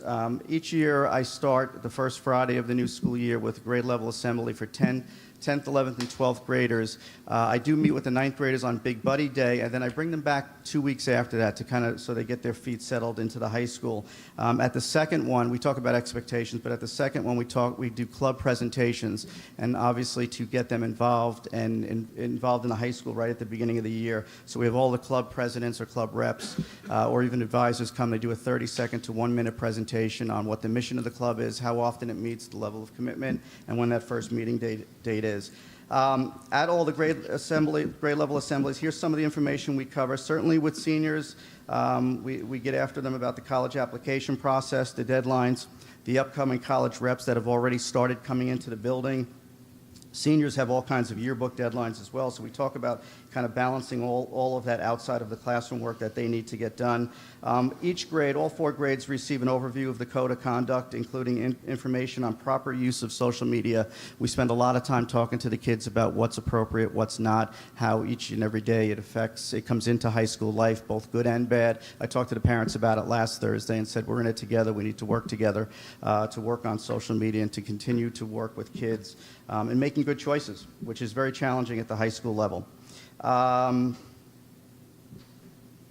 I mentioned the club assembly. 9th grade elections, those are finishing up today, and we should have a whole slate of officers for our new 9th grade. Upcoming dates, Spirit Week and Homecoming, September 28th to October 3rd. We have the emergency early dismissal coming up on October 9th. We're starting school pictures for the underclassmen. The seniors had theirs back in the summer. The college fair, which is a big night for us, is on October 22nd, and then Red Ribbon Week finishes out October, which is October 26th to the 30th. Goals, we obviously talk about the board goals that were adopted. We did talk about it at our first board meeting, first faculty meeting. And other goals, or to highlight some of those goals, successful integration of the Chromebooks for both the freshmen and the faculty. There was a bit of training for the faculty as well to maximize their use as teachers with students with Chromebooks in the classroom. The continued application of the Middle States Action Plan, that never goes away. We just keep moving forward with it. So again, the successful second year of the Writing Center, the tardiness to school reduction, the beautification committee, which Deb had mentioned, and greater technology integration and literacy.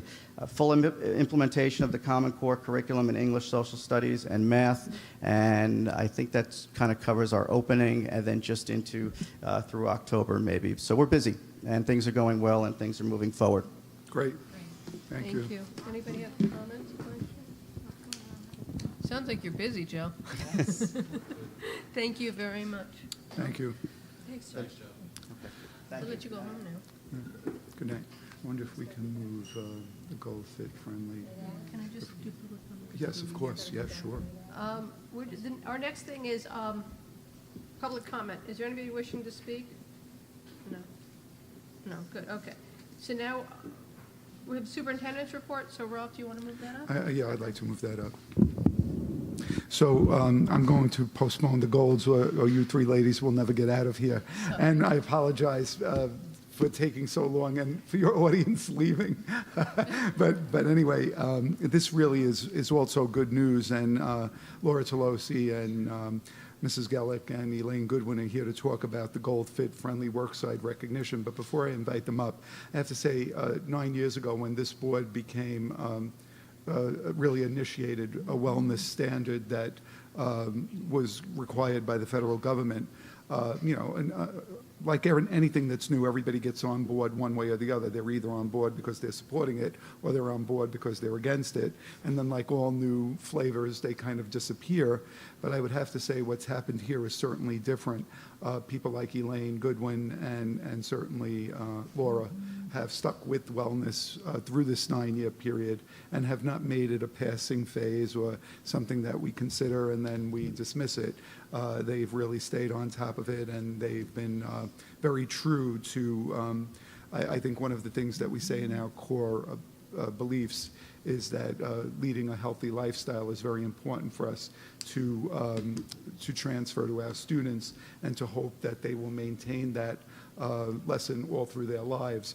And they have stayed steadfast to that message when many others have kind of said, okay, that was great, it's in, and we're done with it. So I thank you for that. And Mrs. Gellick is the one who brought this to our attention, and really through her initiative was very influential in getting Laura and Elaine to pursue it. So why don't the 3 of you come up and tell us a little bit about what's happened and what you've done?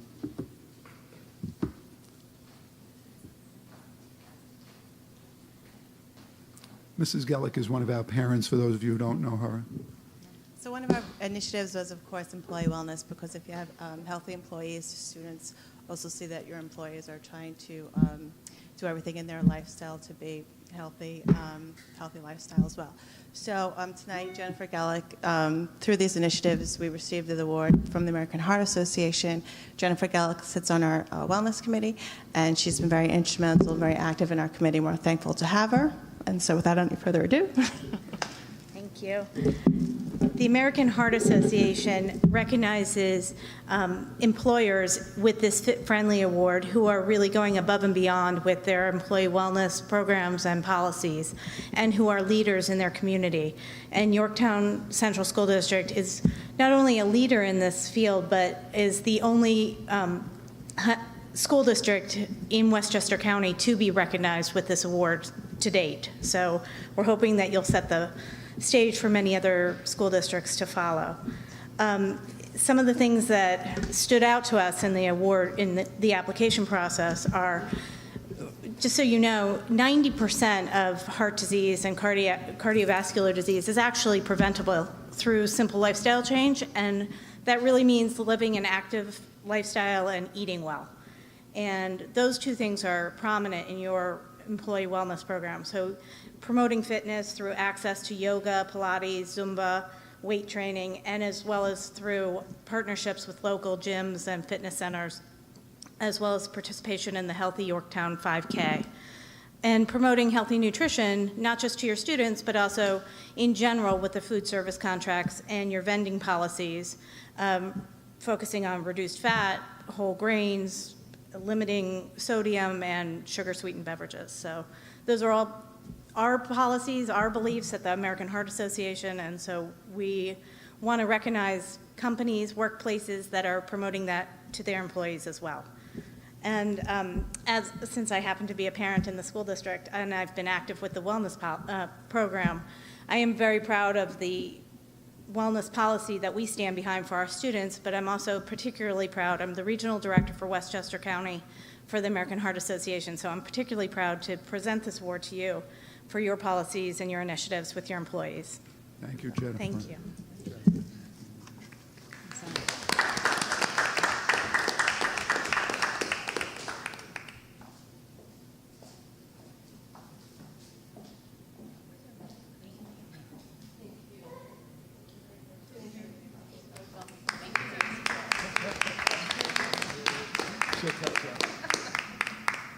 Thank you. Thank you, Elaine.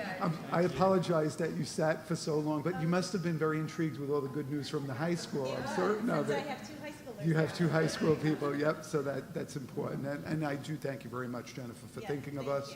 And Laura and Elaine, without saying or overstating, clearly all that you do. Elaine, every day at Crampon, I so admire your work. And Laura, certainly yourself, getting to all the buildings and ensuring that there's wellness going on and those policies are being implemented. So we thank all of you. Thank you very much. Thank you, Elaine. Thank you. Thank you. Thank you. We can hang it in our new district lobby, right? All with the other flags? Yes, absolutely. Yeah. Thank you. Thank you. Thank you. So now if we can just go back to the report on the 2014-15 goals. So this was an oversight really. June this should have occurred, where we would have summarized all of the things that we had put forward in the 14-15 year as part of the superintendent's action plan. And then somehow the month of June just eluded us. So we're ready to do that report this evening. And I think, again, without beating a dead horse, we just reinforced the fact that there are 5 broad goals. They are in the area of curriculum and instruction, finance, facilities, technology, and communication. I didn't do them in the right order, but those are the 5. And then, of course, we create our goals for the school year. The goals are shared with the administrators, with the board, and the administrators, as you heard Joe say, are in turn, they're shared with the faculty and staff. And then at the end of the year, when the principals are being evaluated, one portion of their evaluation would be on the implementation of the goals and how that worked in each of their buildings. So we'd like to give you a presentation, a report actually, on how we did with the goals from last year.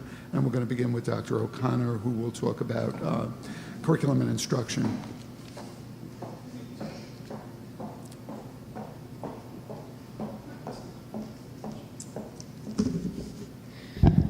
Our first goal is the education program goal, and this will look very familiar to you.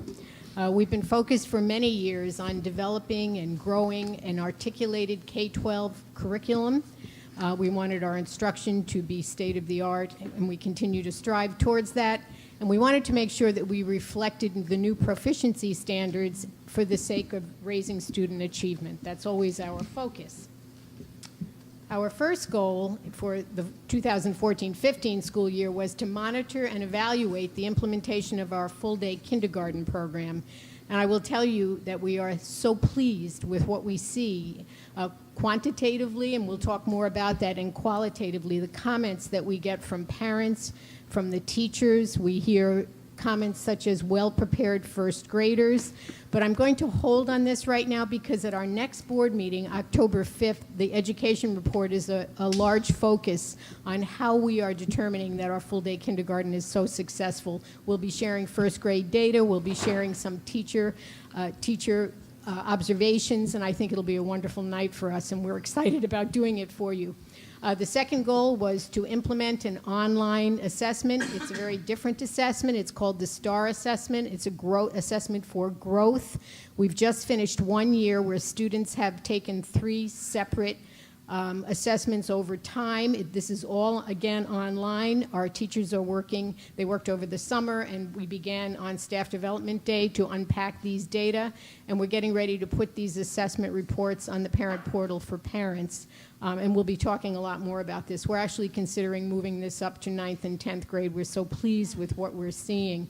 This is a very individual assessment that really charts the growth of each individual student, and it's called a calibrated assessment, and it's really powerful, and we're very pleased. So we'll be sharing more at a board meeting about that with you. Mr. DeGennaro mentioned this. This was a very exciting goal. We have Regents classes in Earth Science. We created the honors option. We were overwhelmed with how well the students responded. So what we've done for this school year is created 2 Regents classes with honors options, and that's been highly successful. We've been engaged with a very successful world language review. That's for our teachers who teach foreign language from grades 7 through 12. We are very fortunate to be working with a gentleman who's done international, he's a consultant who's done international work in world language, focusing on not only what's relevant in today's world, but on good, sound teaching related to the use of world language in today's world. So that's been, his name is Greg Duncan, and we're very pleased with his work. The next goal was to create greater efficiency in the APPR process. And I know he was here this evening. David Lease is our data manager, and he brought something called eDoctrina, which is a database, a very powerful database that has enabled us to integrate so many of the parts of APPR that we're very, very pleased with what's happening there. We have assessments in that system where teachers can put their pre-test, post-test, set targets for students, and we're actually even moving all of our curriculum maps into this product, so that's been very successful. Our Tech Tuesdays, I'm having separation anxiety because we have done Tech Tuesdays for so many years. Now we're going to have Tech Time, but I'll get over it. We actually, every year we evaluate, and Patrice is so active in this process, Patrice Hattie-George, and I thank her publicly for all that she does in this area. We've decided to do a bit of a reorganization because the skill of our teachers is at a much higher level. So what we're doing for Tech Time this year is we will have a trainer, a Tuesday trainer that will be here several other days as well. But we're running something called 3 cohorts that are very project-based and really are integrating technology into instruction, and our administrators are all going to be trained. So we have an administrative cohort to help us lead this initiative district or this practice district-wide. So that'll be very powerful, and we're excited about that. This is a very exciting goal.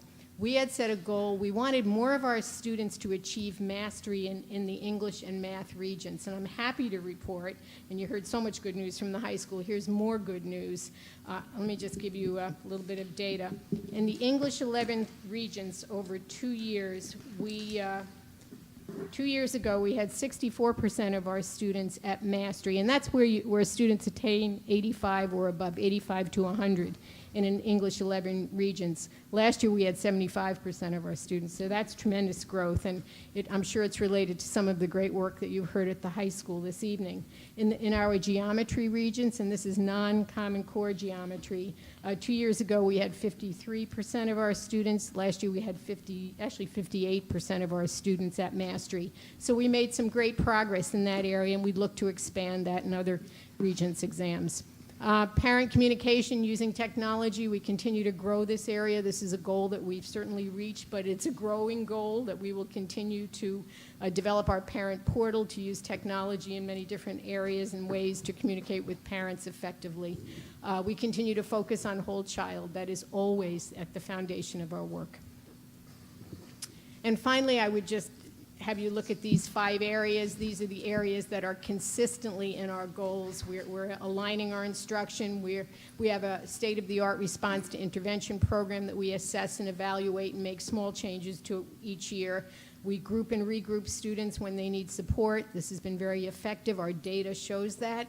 PBIS is the backbone of our character ed program. We continue to support, train our folks, and use these foundational skills in all of our buildings.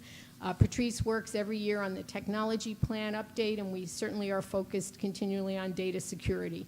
So that's a helicopter ride over the education program, but we've had great success in citing and meeting these goals. Now it's my pleasure to introduce Lisa O'Shea, Director of PPS, and she'll be talking about pupil personnel services and character ed. Thank you. Good evening. Under the PPS umbrella, we had several major goals over the course of the last school year. One involved the alternative high school. The alternative high school has a long history in Yorktown and has supported students for many years. What we were starting to notice as we increased supports for students in the high school under the RTI umbrella over the last few years, we realized it was time to fully integrate our students from the alternative high school program back into Yorktown High School.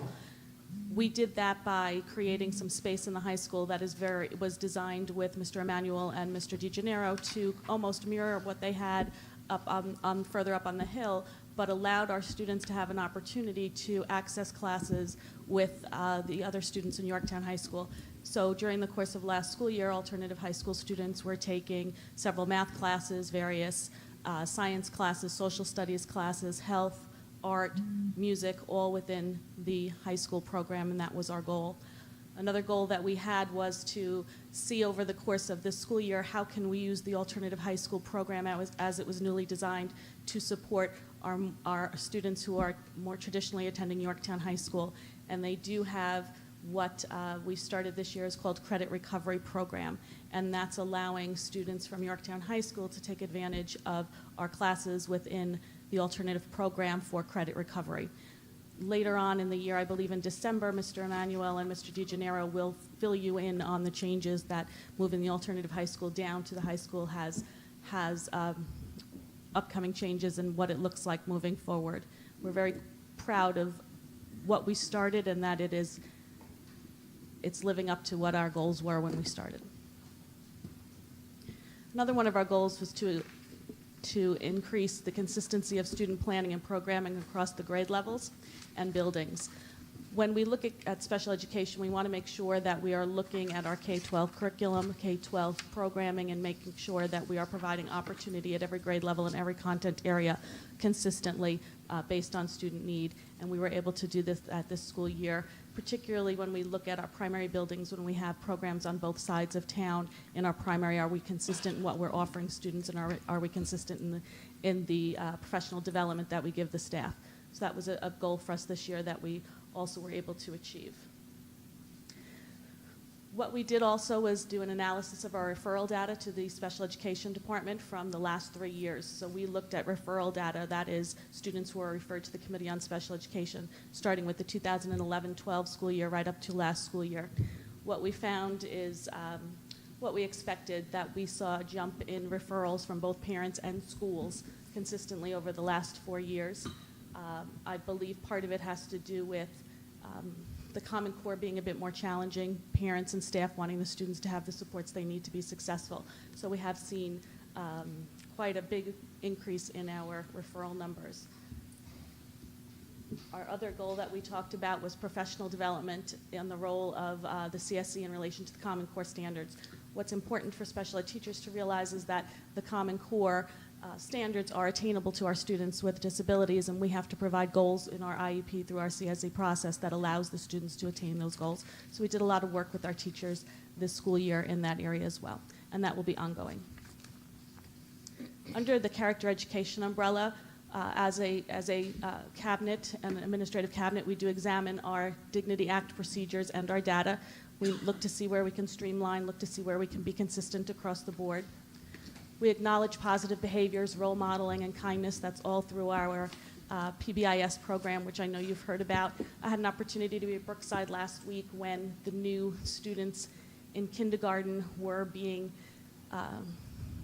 introduced to their PBIS plan there, which is called BARK, Be Safe, Accountable, Respectful, and Kind, because they are the Brookside Bulldogs. And the teachers were taking the students around to all of the groups, the cafeteria, the hallway, the coming off the bus, in the classroom, and explaining what the expected behavior is in each of those settings so that the students know what it is that they need to achieve. It was nice to see. And they had a song as well that went with it. We talk about and stress student and school and community service. Mr. DiGennaro spoke about that at the high school level, but every building, whether it's through your student senate or your student groups, does contribute to student community service. When we continually teach respect, responsibility, and safety in the school community and as it relates to the environment. So the character education is something that, although we have goals, it's ongoing and continuous throughout the years. Now, Mr. Cole will talk about the financial planning. Thank you, Mrs. O'Shea. Here's the overarching fiscal planning goal. I won't read it to you. Obviously, we're interested in balancing the needs of the district with the concerns of taxpayers and their ability to fund the school system. So in 2014 and 15, one of our primary goals was to monitor the operating budget. And once again, we were pleased to be able to manage expenses to the point we were about 5% under budget on a $97 million budget. That's significant. Later when we go through our relationship and discussions with the Financial Advisory Committee, you'll find out just how important it is to manage the expenses in that favorable light.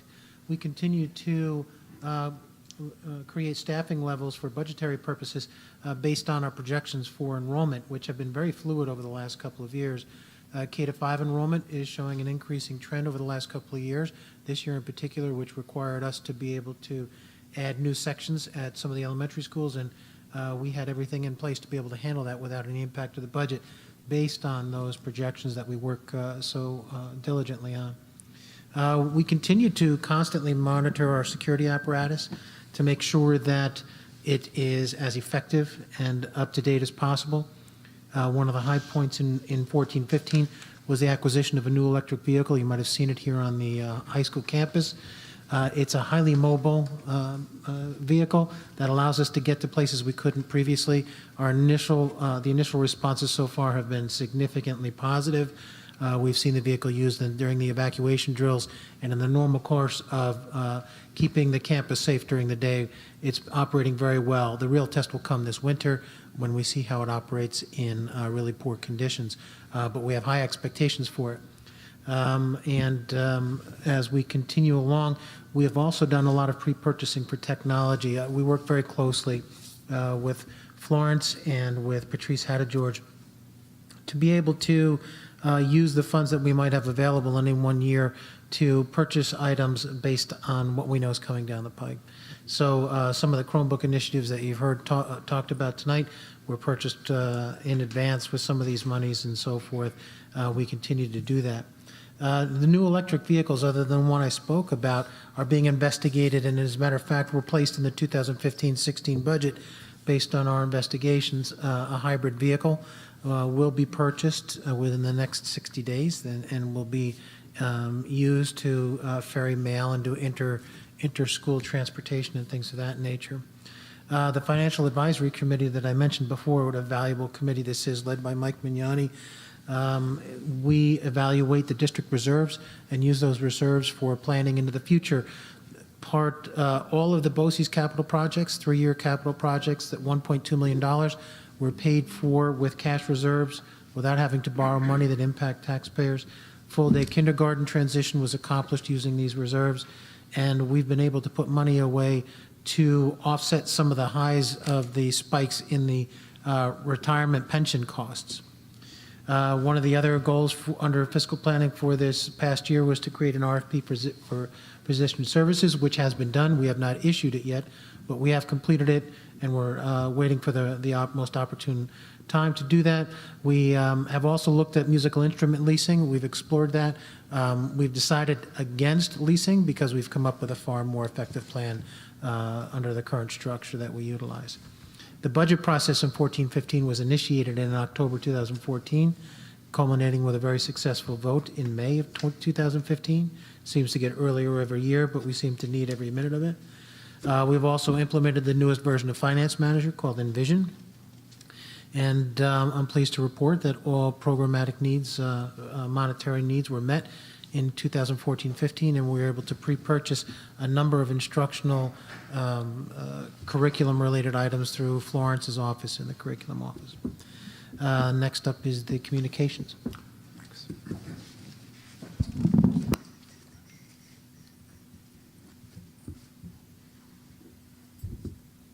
So as the board knows, Carly Wheeler resigned her position at the end of the school year, and she has just received a position as the communications media manager in the Santa Fe School District. So at any rate, I humbly present her really communications report. The broad goal, of course, is to promote collaboration, as we state in our core beliefs.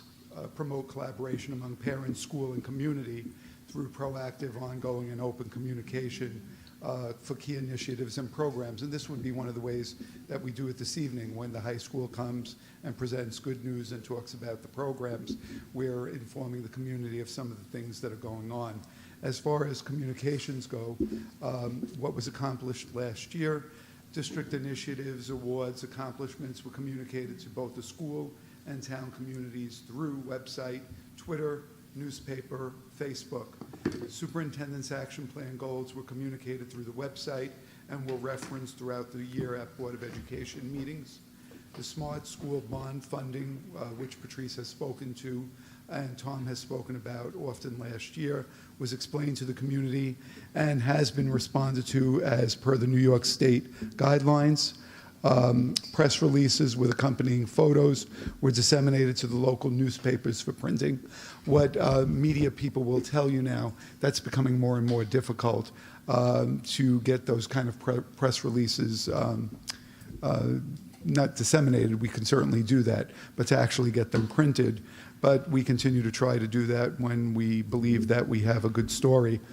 Registration forms, health forms, surveys, and guidelines were made available online to enhance parent and community communication. The Google platform was fully adopted, and it's been utilized by administrators, classroom teachers, and students in all the schools. And as the board has heard, 6th through 9th grade, we have a one-to-one initiative. Concerts, plays, inductions, awards ceremonies, superintendent studios, and other activities were taped and made available to the public via the website and television channel. The one thing that continues to always be a little bit of a concern, we'll continue to look at it this year, is the TV channel, where there always seems to be some kind of concern that either there's no picture or there's no voice or there's neither. We have checked that many times on our end. We don't seem to be the problem. The problem seems to be on the other end. It doesn't really make that much difference to me whose problem it is. The community doesn't get to see our board presentations, and that disappoints me. A board presentation like this evening should be seen. So we'll continue to look at that, but that's been something that has been a problem for us for a number of years and doesn't seem to be a problem on the other side of town. So I'm not sure why we're so lucky, but we'll continue to look at it. And it gives me a pleasure to introduce our Director of Technology, Patrice Hattie-George. Thank you very much for this opportunity to share what we accomplished last year, and I'm very proud to say that we accomplished a lot. The broad goal for technology is to continue to implement infrastructure advancements that support instruction to maximize teaching and learning, and to continue to develop efficiencies and respond to NICET mandates. And I have to say, too, and you know, a lot of this goes back to, we're talking about things that's 15 months ago, and in the technology world, that's really, we're talking ancient history here. But on a day-to-day basis, we're supporting over 4,000 users, staff and students. And with that, we have an online help desk system. We recorded over 3,500 help desk requests. We resolve those, as well as probably at least as many or more that weren't recorded. Some other major accomplishments: we did install two new phone servers, which should carry the district probably another 7 to 8 years or so. We also facilitated the installation of security cameras and a new Raptor entry system. And along with Tom and his team, we moved to the new version of Finance Manager in Vision. We seem to be constantly expanding our wireless access throughout the district, and last year, this is again 14-15 school year, going back to the summer, it would be 2014 was when we expanded the wireless at the middle school. We did a lot more this last summer at the high school. Also last year, we had implemented the one-to-one Chromebook model for 2 grade levels at the 7th and 8th grade. Of course, a lot more is happening now where we've expanded to the 9th grade. Last year, we also introduced and implemented Google Classroom starting at grade 2 all the way up to grade 12. We piloted Android tablets with some of our younger students. And as always, we support a very active BYOT environment. We're very rapidly moving to a mobile environment, and it just naturally includes district-owned devices as well as personal devices that we allow through the BYOT policy. Again, as Florence had mentioned, last year was the first year that we had partnered with the BOCES model schools, and they helped us with our Tech Tuesday offerings, as well as a teacher cohort professional development model, and we'll be expanding that this year. And again, also as Florence mentioned, last year we rolled out online assessments at the K-8 level, the Star Renaissance assessments, and we've already started that this year, and you could really see how much more comfortable everyone was this year as opposed to at the start of last year. And we were also fortunate, although I didn't think so at the time, to field test the park assessments. We did that with small groups of students at grade levels, but we really learned a lot from that experience, and I think we'll be better prepared than other districts that didn't field test, and when eventually we go to that model. And finally, last year, we did complete the state-required online technology plan survey, which is really the first step towards gaining access to the funds that are available through the Smart Schools Bond Act. So it was a very busy year, as always, and this year is proving to be just as busy. Thank you. Thank you. Thank you. And who am I introducing? I'll do this again. And Tom Cole is going to give the facilities. Thank you. Normally Dennis Verbois would give the facilities update. It's under his leadership that the O&M department does such a wonderful job of keeping the facilities and the grounds, and I'm pleased to be able to give this report on his behalf tonight. The overarching goal for facilities was to continue to implement a systematic process to ensure continuous improvement, proactive maintenance of the district's buildings, grounds, and capital assets in an expeditious and fiscally responsible manner. We were still working on the 2006 bond issue, where year 9 was completed in 14-15, with 1 year left to go. This past summer, where most of the work gets done, we successfully completed security vestibules in 3 of our elementary schools and in central administration. It was a wonderful effort through collaboration with Michael Dorn, who is our security consultant with Safe Havens International, and just one more way that we're attempting to use the building itself as a means of security and safeguarding our students, staff, and visitors. We're continuing to develop and identify the district-wide infrastructure improvements through the 5-year capital plan, which is a requirement of New York State. We're due to report that in January of 2016. We continue to work hard on our relationship with the town of Yorktown in an effort to share services, materials, and resources. And I'm pleased to report that that's working very well. That's not always been the case in the past for one reason or another, but the last several years in particular seem to have developed into a very cooperative relationship, and it does save money for taxpayers on both ends, the town and the district end. We continue to maintain the tenant-occupied French Hill building, which is a significant issue. Right now, French Hill is significantly in the black in terms of cash flow. The building does not cost taxpayers anything on a net basis, and we continue to keep the building up. It looks beautiful. If you've ever been by the building or in it recently, you'll see that the building is in pristine condition.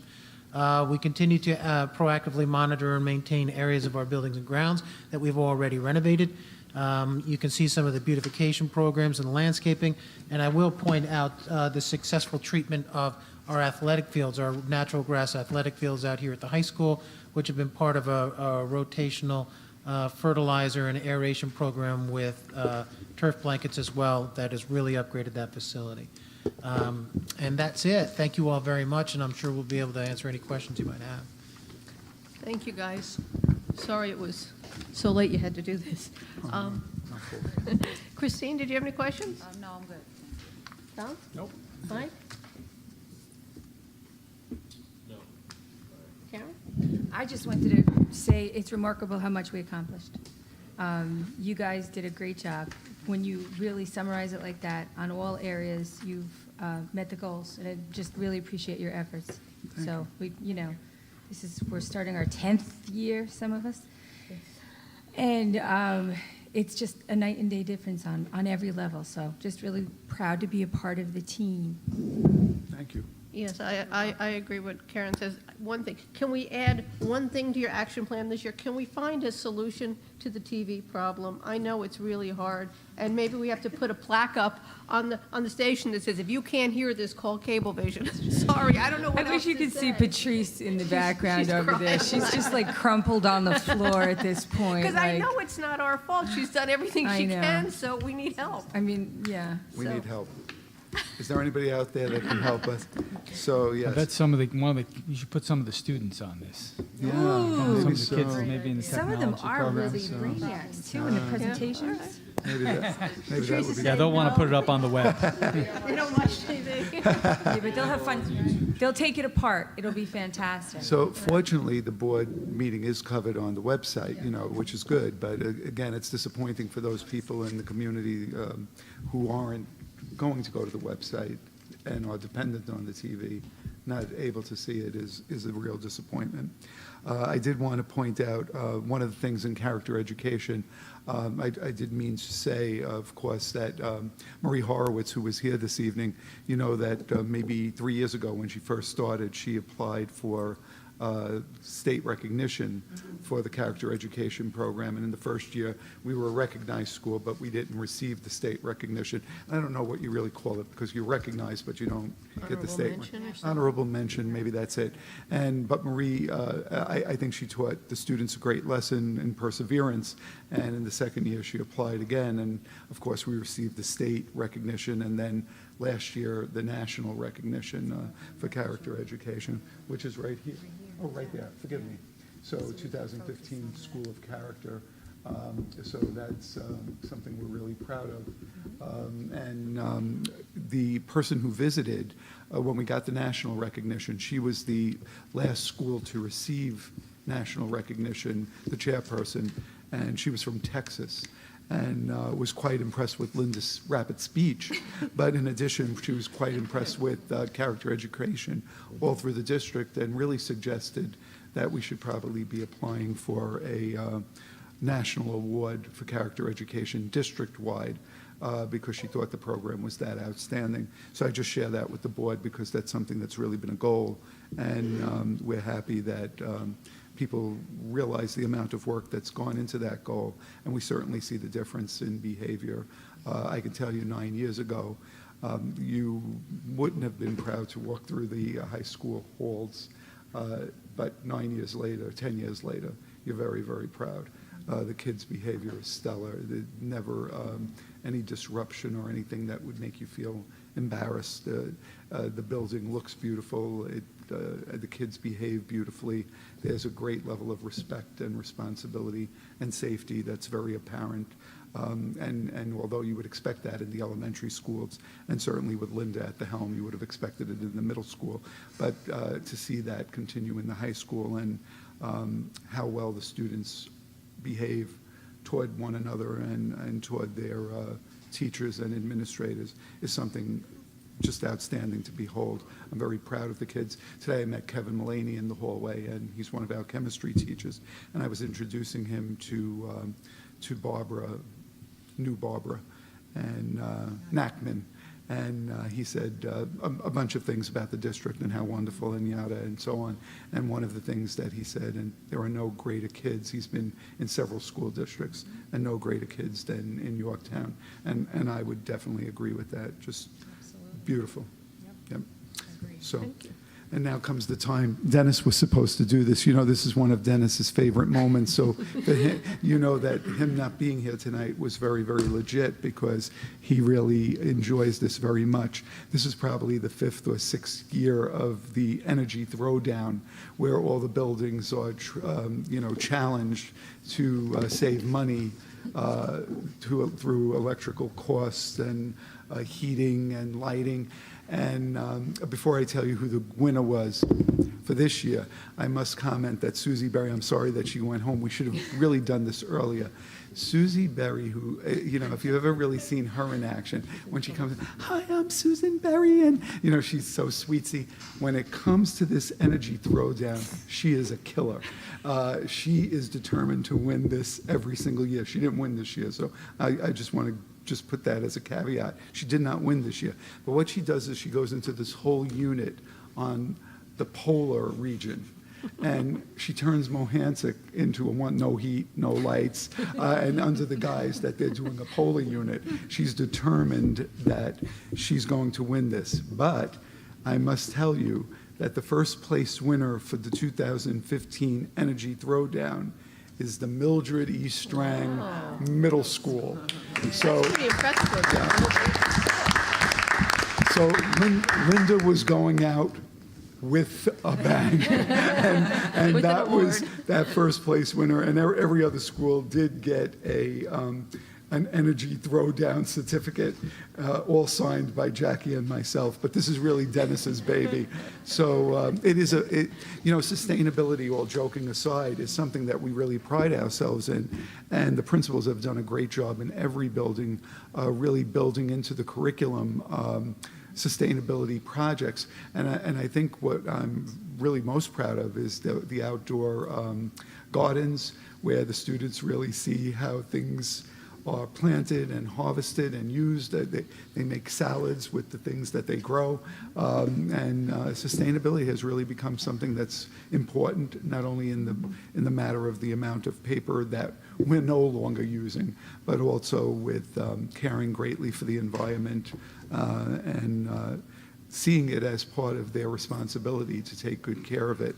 So that makes me very proud. So even though when Dennis kind of jokes around with this sustainability throwdown, it really is something that's paid a lot of attention to in each building, and it's taken very seriously. I just want to mention also, we've noticed on our walkthroughs that they've also installed those bottle filler. Mhm. So you can You can fill your bottle, and you're not throwing your bottles. I think it's a great idea. It saves a lot on the waste on the bottles. So Yep. yeah, it's one right behind us. It's great for the energy.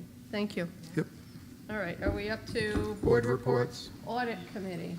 Yes, we're at that point in the cycle where we're going to be reviewing shortly the latest external audit report. So we're just waiting for a copy of that from Pruser. And as soon as the audit committee has a chance to review that, I think we want to get it on one of the October agendas. That's usually the objective, right? Yvette, I think. Okay, yeah, it has to be done by October, doesn't it? Yes. So Yeah, I think last year it slipped into early November, but we're going to try and get it in one of the how October about if we meetings. tell Yvette it has to go, to put it on for the last one, the second one in October? That gives you almost a month to get through it? Yep, Does that make let's do sense? that. Good. We're also, we should also have access to the latest internal audit general risk assessment in the next couple of weeks as well. Oh, So terrific. the audit committee will take a look at that, and then we'll give a copy to the board. Awesome, okay. Fiscal advisory? None at this time. Okay. Policy? Just continuing on, so we will have, You have a stack to give us at some point, right, soon? well, we do. Did you want them now? No, I just want them slowly. That was a large stack. Yes, yes, we have them. So I think that the intent is to put them on, to do the first reading at the work session, and then at Okay. the business meeting, we'll approve them. Right, Yvette? Thank you. Okay. And then we have steering. So we're winding down. So we're finishing up the punch list for the work done this summer. There's a few odds and ends that still have to be taken care of. And we're waiting for SED approval. I don't know where we are on the list. I have to find out from Scott what number we are on the list, so we can, once we get approval for the work that we want to do this last summer, then we can start the bidding process. So we're just waiting, that's all. We should know better, hopefully in 2 weeks, where we stand. And that's it for steering.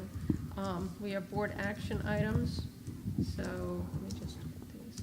Can I have a motion to accept the treasurer's report for August 2015? So moved. Second. All those in favor? Aye. Aye. Opposed? A motion to accept the extra classroom activity fund report for August 2015? So moved. Second. All those in favor? Aye. Opposed?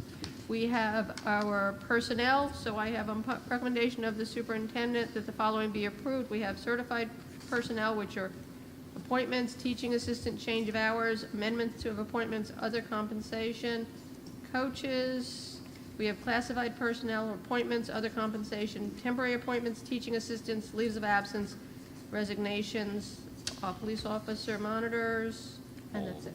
Which is everybody, right? So moved. Second. All those in favor? Aye. Opposed? Thank you, Sheila. The list is much easier to read now. Appreciate it. Tips. A motion to approve the contract, the following Yorktown Congress of Teachers professional improvement proposals for 2015-16. We have one from Monica Caputo. So moved. Second. All those in favor? Aye. Opposed? Special ed. A motion to arrange the following special ed placement as of September 21st, 2015. So moved. Second. All those in favor? Aye. Opposed? A motion to approve the contract for summer school education services between Yorktown Central School District and the Ardsley Union Free School District for the 15-16 school year. So Wait. moved. Summer school for next year or for this past summer? Okay.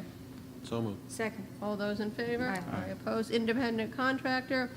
A motion to approve the following contract for Goldmansour and Rutherford Consultant to Teachers for integrated co-teaching from July 1st, 2015 to June 30th, 2016 at $2,000 a day for 18 days of secondary, and integrated co-teaching consulting at $1,500 a day for 10 days at the elementary level, and $2,000 per workshop for 2 professional development workshops. Contract is not to exceed $55,000, and it is funded by federal grant money.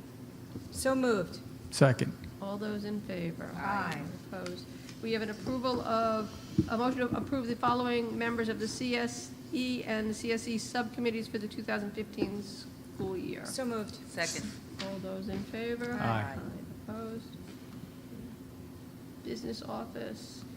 A motion to approve the contract between AccuWeather, Inc. for daily weather reporting services for the 15-16 school year in the amount of $7,323.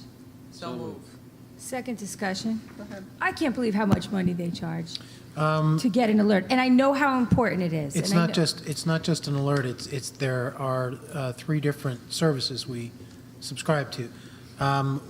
We have the weather alerts in the Yep. snow where they They contact us early in the morning. We get personalized service. We can call our own weather person and get minute by actual minute. person? Right. Okay. We also have the lightning warning system, which is new last year, Okay. which allows us to get alerted when there's a lightning strike within 10 miles of our facility, and it allows our athletic director and his trainer to remove students from the field, or if we have physical education classes outside. That's why this is so much more expensive than what you're used to seeing. Okay. That lightning feature is critical to us, but it's also expensive. I understand. So, because it's constantly being monitored in the fall, like in September and October, Yeah. and especially in May and June when you get the thunderstorms. It is very valuable. Yeah. I should do it for a living and just monitor weather. You want to be that other consultant guy? That's me. $2,000 a day. That's me. All those in favor? Aye.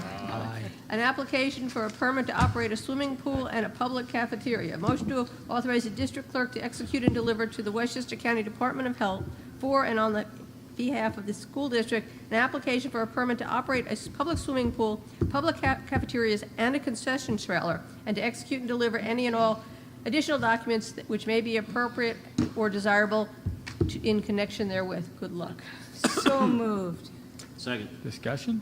Go ahead. This is just to add the trailer to an existing permit? We have to re-permit every Oh, so year. every year we get the renewal. Okay. Yeah. All those in favor? Aye. Opposed? A motion to approve the attached Amendment 6 to the rental contract with Yorktown CMA for a space at the French Hill School. So moved. Second. All those in favor? Aye. Opposed? Resolved upon recommendation of the superintendent of schools, the Board of Education authorized the president of the board to sign the agreement with Manpower. A copy of this contract shall be incorporated by reference within the minutes of this meeting. So moved. Second. Discussion, these are our security monitors, They correct? are, yes. Okay. All right, all those in favor? Aye. Opposed? Budget transfers, a motion to approve the attached budget transfers. So moved. Second. All those in favor? Aye. Opposed? Gifts, grants, and donations. A motion to accept with gratitude the following donations. The Yorktown High School Huskers Club donation of $7,017.96 for a baseball batting system. So moved. Second. Discussion, I just want to make it clear, the district is going to take on the cost of installing this. We use district personnel, but we will be using our own internal Just the labor. The materials that we use to prepare the site have been reimbursed to the school district by those donating them batting cages. Terrific. All those in favor? Aye. Aye. Opposed? We are up to board comments. Tom, anything? I just want to say I was very impressed with the high school presentation this evening, the level of enthusiasm and innovation, creativity, new programs, problem solving to kind of push everything to the next level. So very, very nice to see. Wow, well said, Tom. Mike? I thought that was really a lot of good stuff coming out of there, and appreciate all the effort that went into all of the presentations. They were great. Karen? I agree. Christine? Having a junior, it all rings a bell, and I thought it was very informative. Yes. I agree. I was very happy with all the presentations, and I'm really excited for moving forward this year with high school. It's terrific. Yvette, we wish your daughter a happy birthday and tell her thank you for sharing her day with you tonight, so thank you. Ralph, Tom, Florence, anything? I'm good. All right, we're up to public comment. Anybody wishing to speak? All right, can I have a motion to adjourn? So moved. Second. All those in favor? Aye. Thank you all. Oh, you're